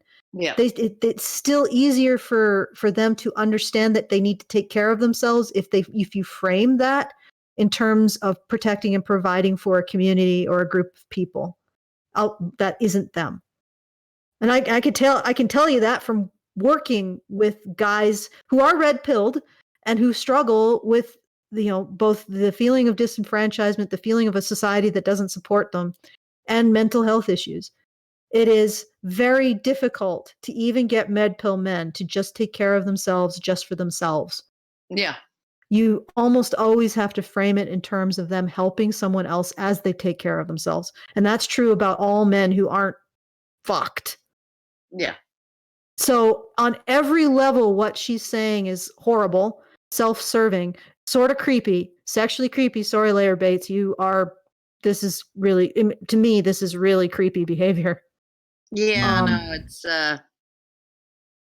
it's unsavory. Yes, Unsavory behavior. unsavory. And not only she constructed this character, she's pretending like how she defines him defines all of the young men who are involved in these communities. Yes, he's an amalgam of all of these young men, as she believes they are, right? And it's like, and as she believes they were when they stumbled on the community, right? Do feminists ever get humiliated by this kind of behavior? I don't know that it's possible for a feminist to feel humiliated. Because I'm almost embarrassed on her behalf. Like this level of arrogance, and yeah, it's really gross. Yeah, it's gross. It's arrogant. It is pompous. It's super sleazy. silly. It's just like she's waving her ass in my face, or the face of the people who are listening to her, and she doesn't even realize it. Well, I think that's why she's not going to feel embarrassed. Embarrassed, yeah. But the people in her bubble are just going to they're just going to reinforce everything that she's writing. So we need to have a framework in which this becomes embarrassing. Well, yeah, because like I said before, the people who this book is for will not find this embarrassing. In fact, they would probably be cheering and fist pumping up until this point. Oh. Yeah. Should we do a little bit more? Sure, one more clip. This was a much more attractive version of himself than his previous reality. Men don't like to see themselves as victims. No, like this is so, I am a woman, this is what I think men think. And it's so not men. Yeah, no, it's total projection. It's like it's like I go into this space and I immediately embrace the idea that I'm a victim of society and women. And I love it because it makes me feel better about myself. No, Laura, that's you. That's not the psychology of the average man. Let me tell ya. Yeah. Alex didn't say much. He was a lurker. Like millions of other people on online platforms, his account appeared dormant as he just watched, listened, and absorbed. He saw a 6-point thread titled, "Why I Support the Legalization of Rape." At first he was bewildered and a little overwhelmed by the messages on the thread, but they were persuasive. They used facts and historical examples to back up their case. It was seductive. What were they? He's not going to go into. Also, if you legalize rape, it's not rape anymore. And also, like, do you mean legalizing rape against men or women? Because it's pretty much legal to rape men now. Probably. Well, it's not called rape, at least. Yeah. Yeah. But it's effectively legal because men have no legal recourse when they do get raped. Although I think some police are getting better about that, I think. Yeah, they are. I think that there was always a certain amount of latitude for there was always a certain amount of disapproval of male on male rape, and some sympathy for it, although it was like sweep it under the rug and pretend it didn't happen, and just let's just soldier on, right? Okay, and pretend it didn't happen. Like you don't cover up if somebody steals a chocolate bar. No Catholic frickin' entire Catholic church engages in a cover up because a priest stole a chocolate bar, or that priests all over the place were rampantly shoplifting, right? No, you engage in a cover up over stuff that you know is bad, right? That you know is like a really big deal, right? So I think that there's always been like a very, very strong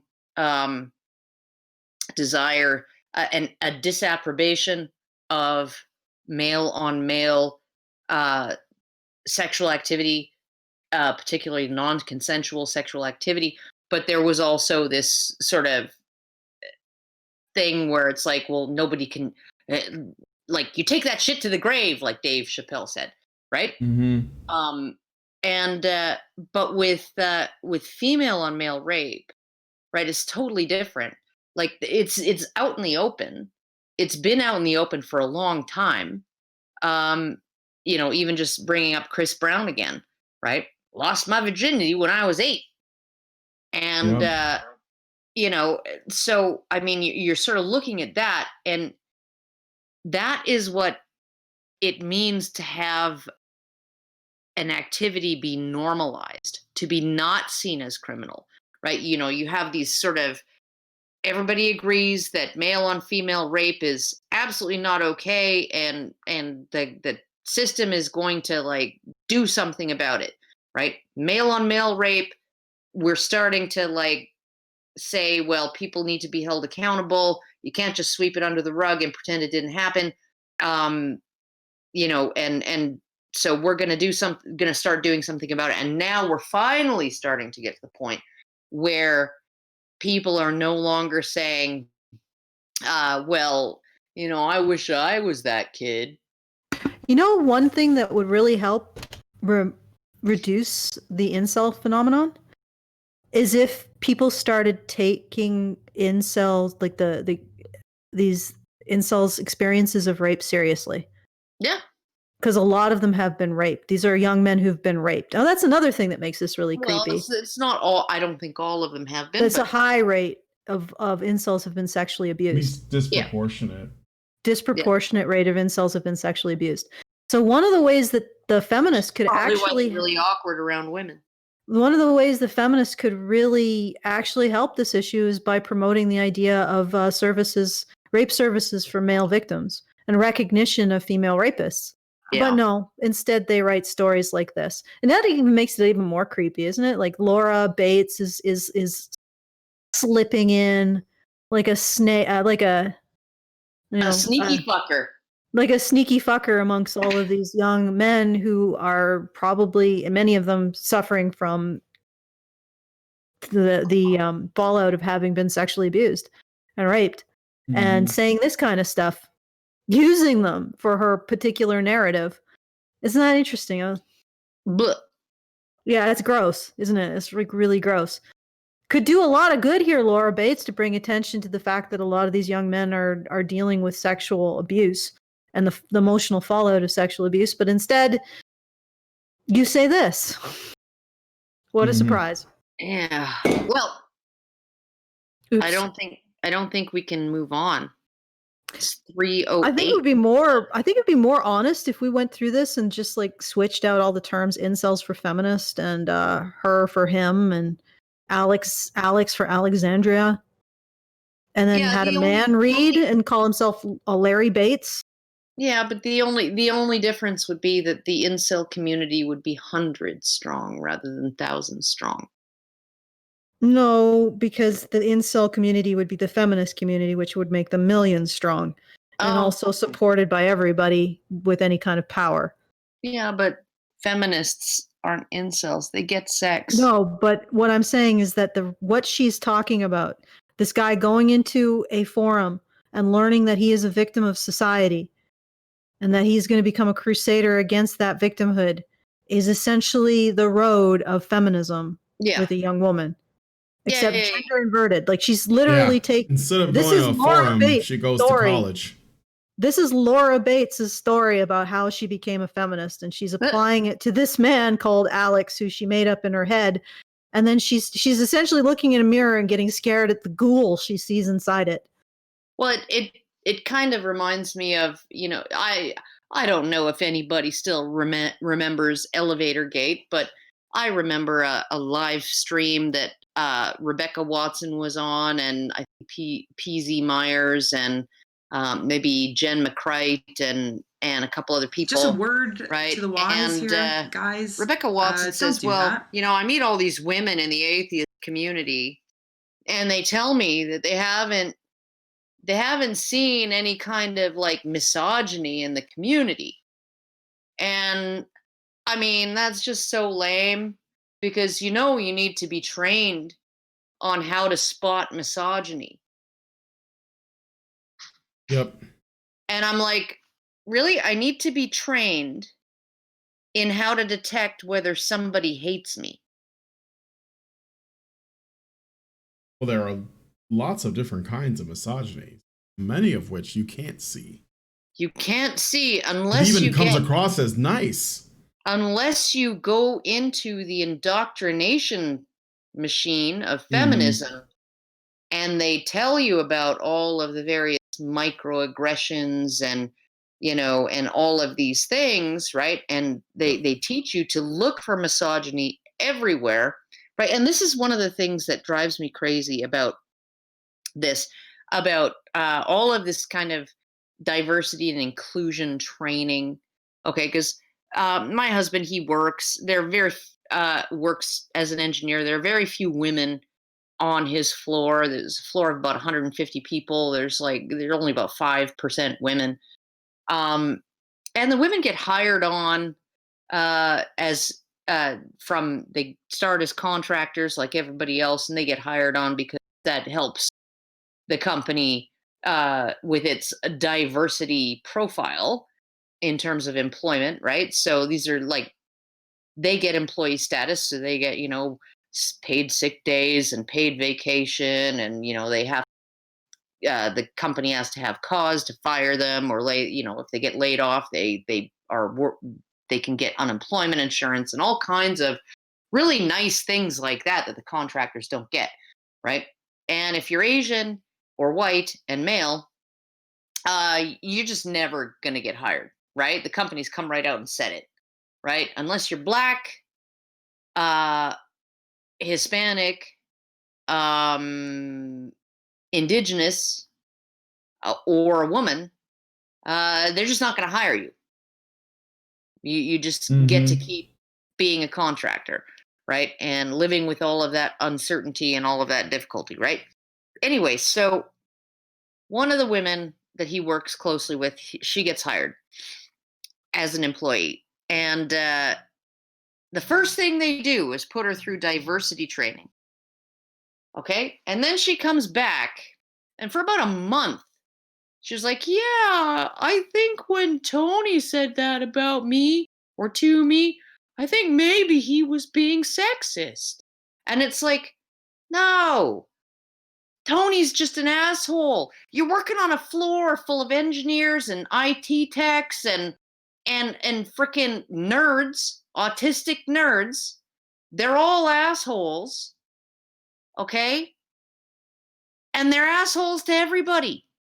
Like, they don't even notice that you're a woman, right? Took her a month to get over it, to stop looking for sexism in every interaction.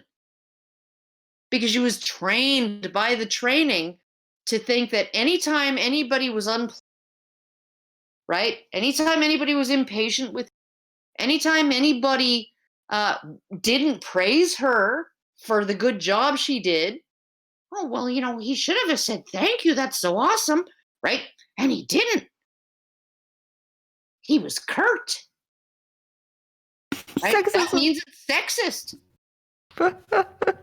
Oh my God. I'm like, are you fucking kidding me? This is what we're doing, right? And how does this how can you take a mentally stable, psychologically reasonable, right? Psychologically stable, content woman, okay? She's just had the greatest news, right? She's been hired on as an employee, right? She's got job security. She's got all these benefits. She's even got a stipend monthly to work out at the gym or get massage therapy or some shit, right? Okay? She's got all of these fucking benefits that she didn't have before. And then the first thing you do is sit her down for 2 days, 8 hours at a time, to tell her how the company hates her, everyone in the company hates her, And anything anyone says around her or that might rub her the wrong way, they're doing it because she's a woman.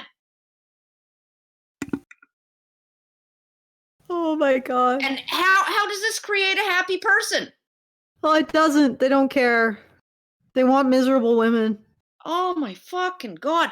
I'm just blown away by this. Like, this is not a happy message to take out into the world, right? If you are a woman and you're listening to feminism, right, you're literally, unless you're one of these freaking sexually depraved feminists who are like, you know, like the Rebecca Watson, Jen McCrate one-upmanship freaking thing where, oh, when I can't leave the house and walk down the street without getting catcalled.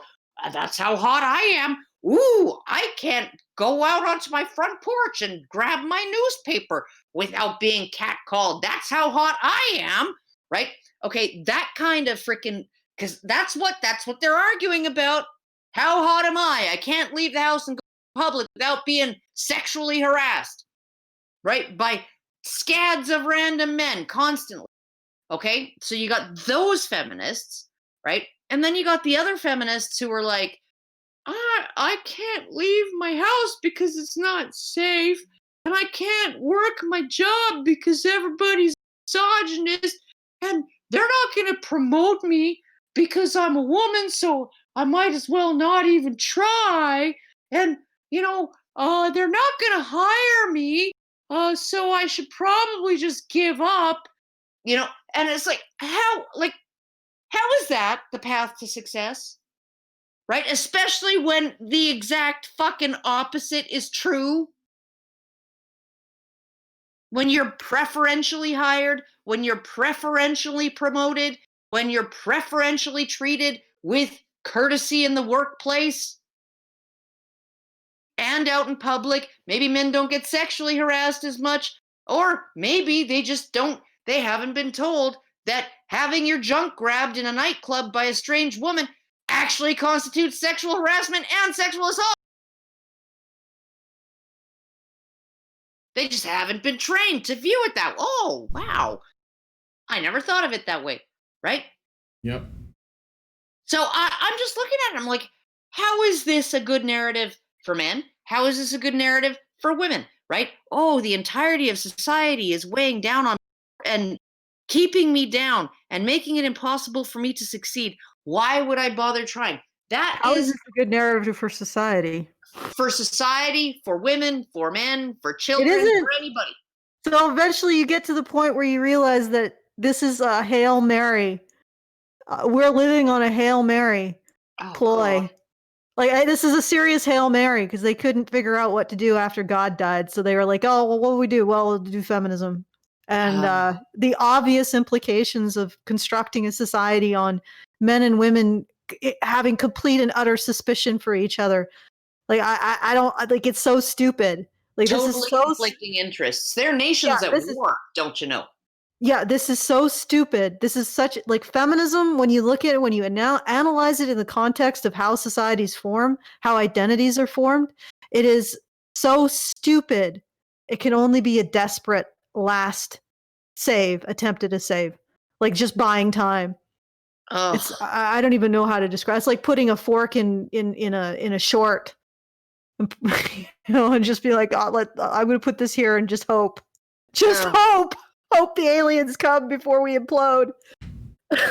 Jesus Christ. You know, anyway. there's this YouTuber called Run Don't Walk Productions. Yeah, I know who that is. And he has a shirt that he wears. It's called Asteroid 2020.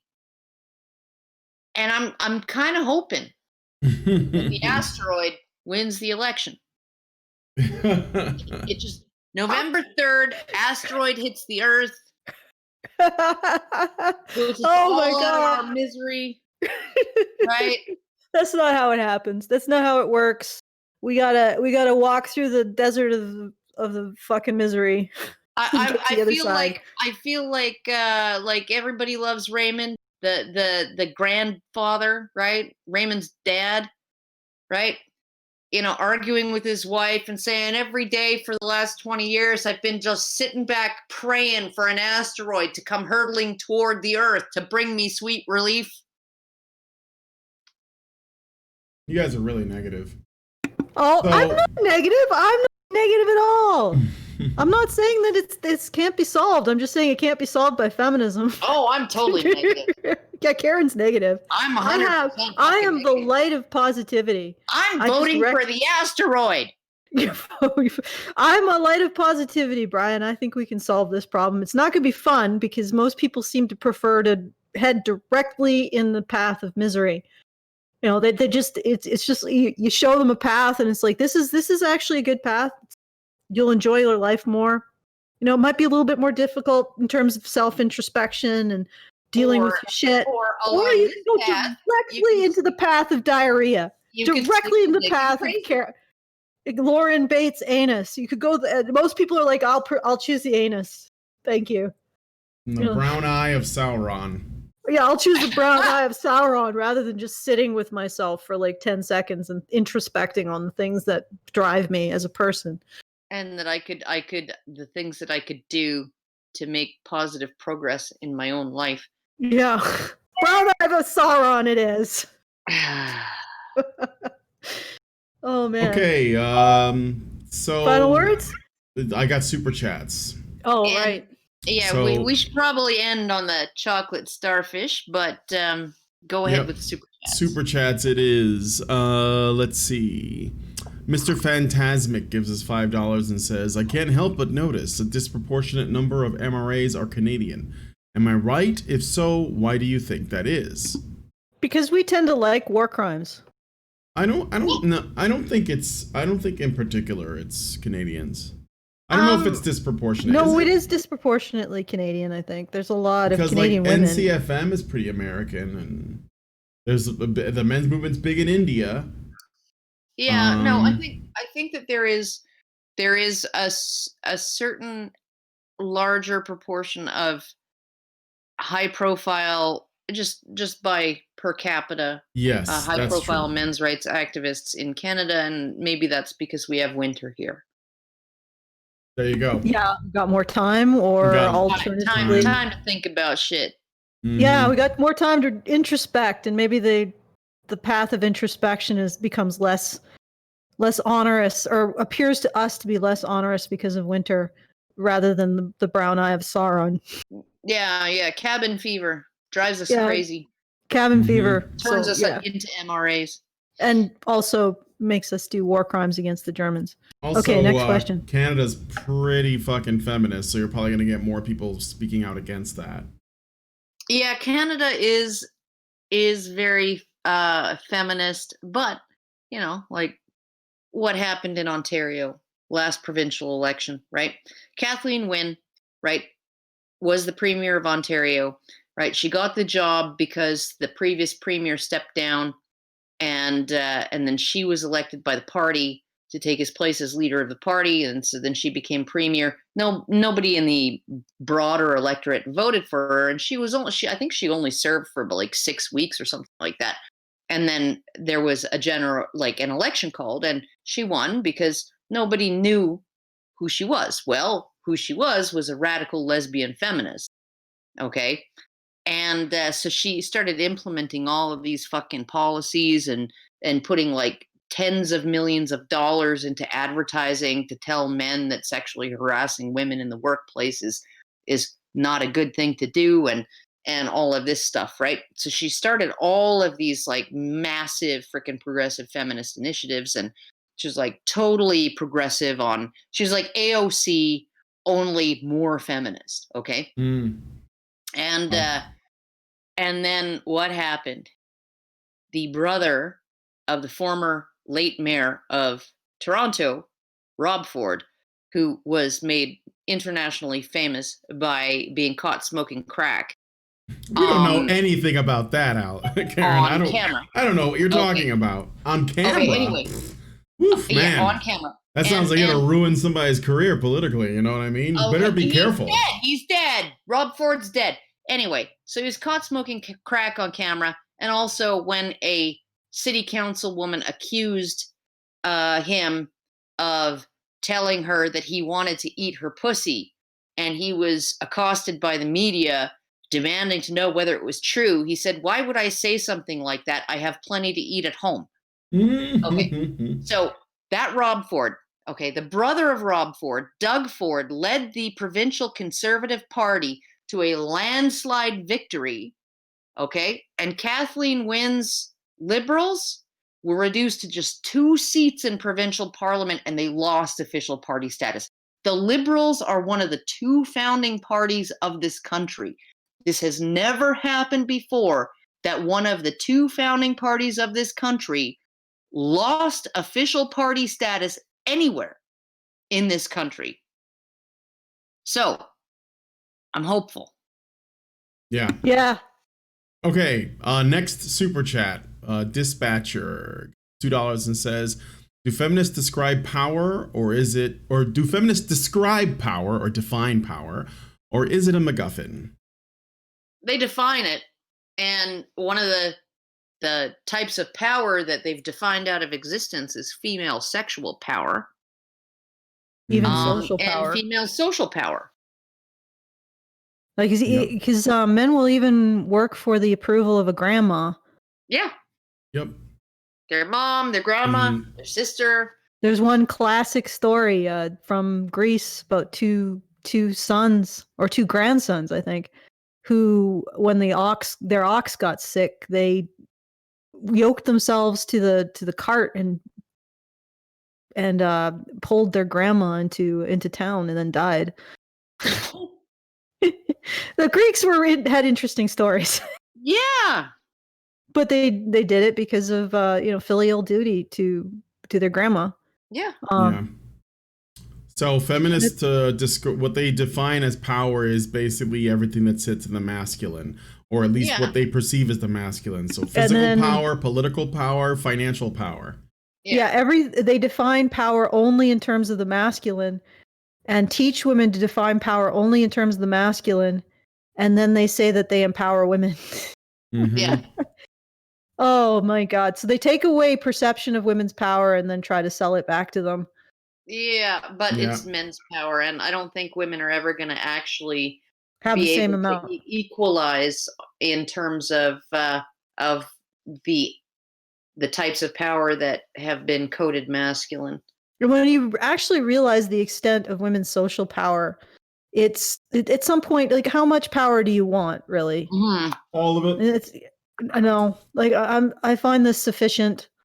I'm feeling a little overpowered. As long as, never mind. Yeah, as long as they think somebody somewhere might have something that they want, they don't have. They're not happy. Well, feminists are. I just remember this one video. It was like I forget where it was, Iran or something, right? There's this woman. She's sitting in a short-sleeved T-shirt. It's a tailored T-shirt, a fitted T-shirt, right?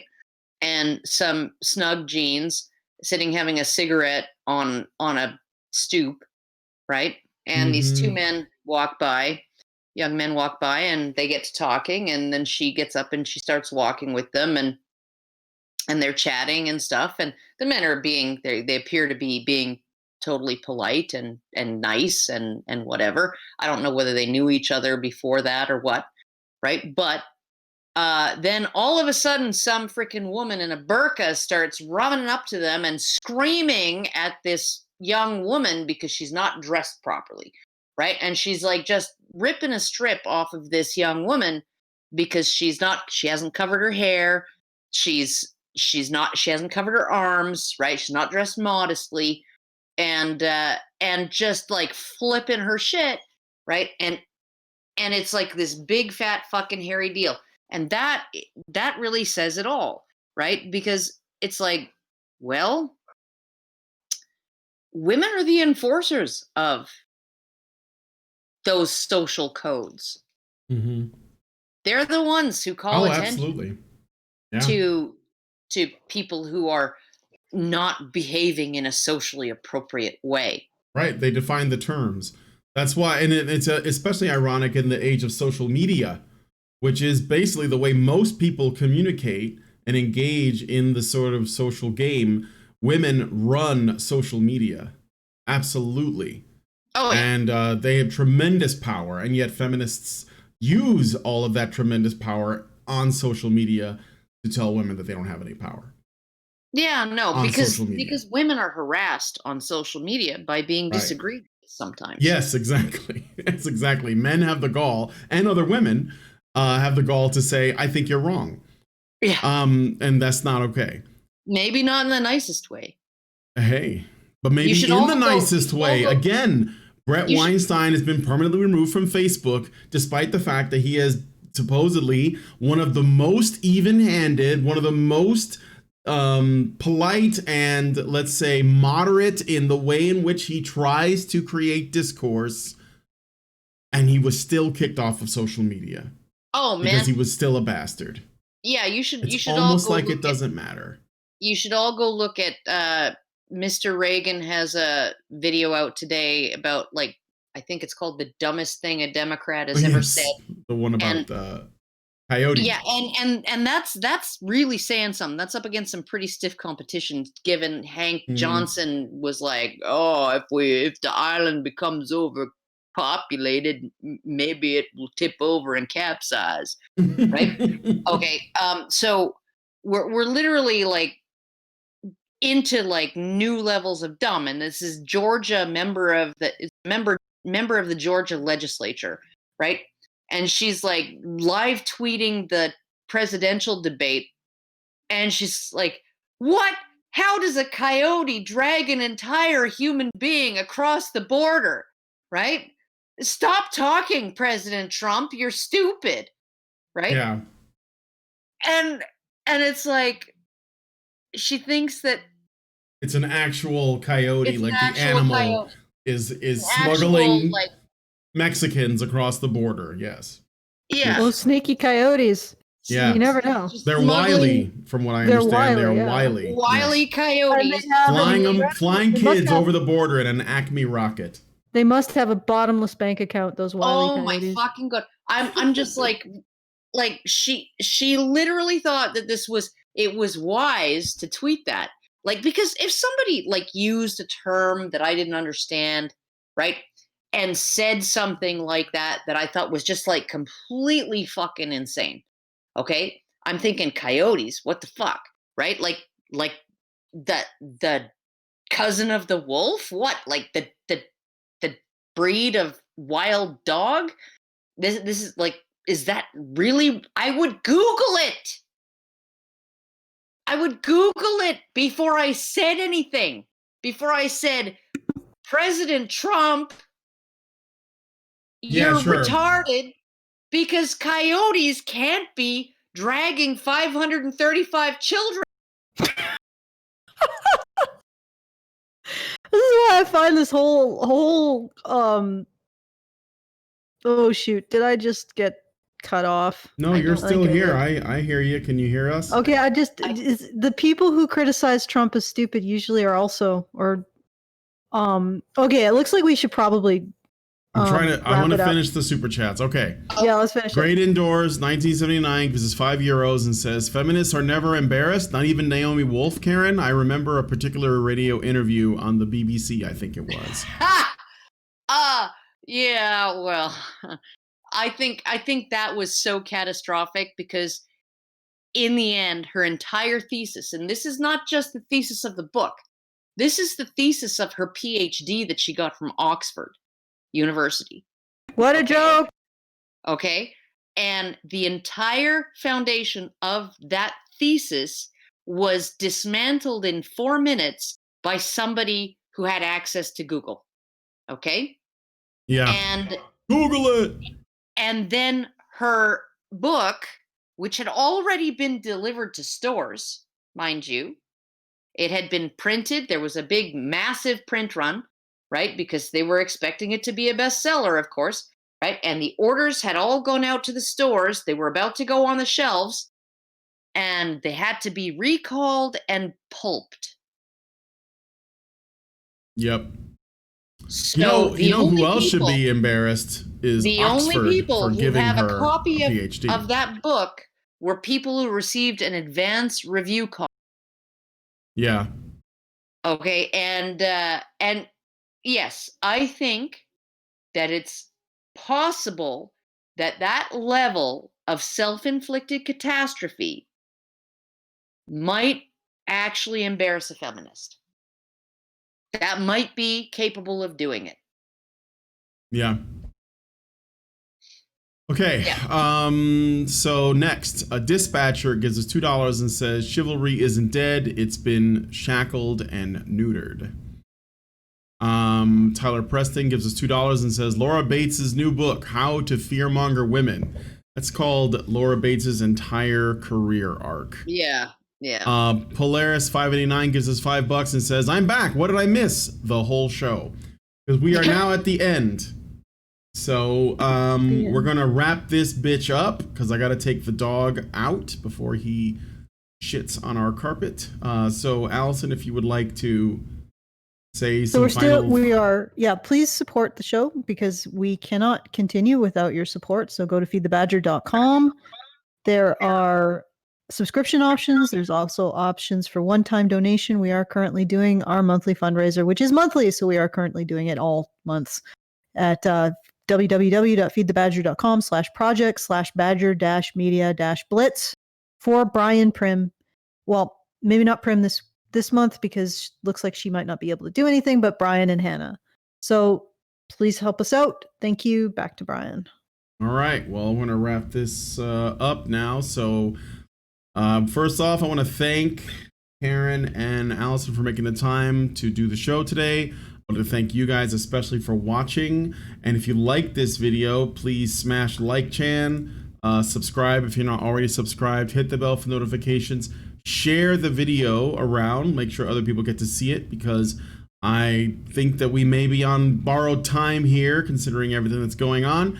And if you really want to engage, and I really appreciate if you do, leave us a comment. Let us know what you guys think about the discussion. I know that we're going through this book very slowly. This could be like the series that never ends. But we already know what's in the book. I mean, It just goes on and on. All right. It just goes on and on, my friend. Okay. The series that never ends. So we're gonna do more of the Laura Bates book probably at some point. I don't know. It's so dense. The shit is so dense. It's very dense. Never she needs to drink more water. Detail an argument. Maybe get some. It needs a champion 4. It needs a champion 4 toilet. Allison, you watched that with me. You were on with me and V. It's an amazing toilet. Yeah, he played that. It ate like 19 golf balls, one flush, right? Like 3 pounds of cat litter with shit, one flush, right? 3 pounds of orange peels, one flush. Champion 4 toilet is Champion 4. That's what this book needs. For Laura Bates's anus. That's the only thing that'll do it. Yeah. We'll see you guys in the next video. Men's rights activists are machines, dude. Okay? They are literal machines. They are talking point machines. They are impossible to fucking deal with, especially if you have like a couple dudes who have good memory on top of that too. Holy shit, you're fucked.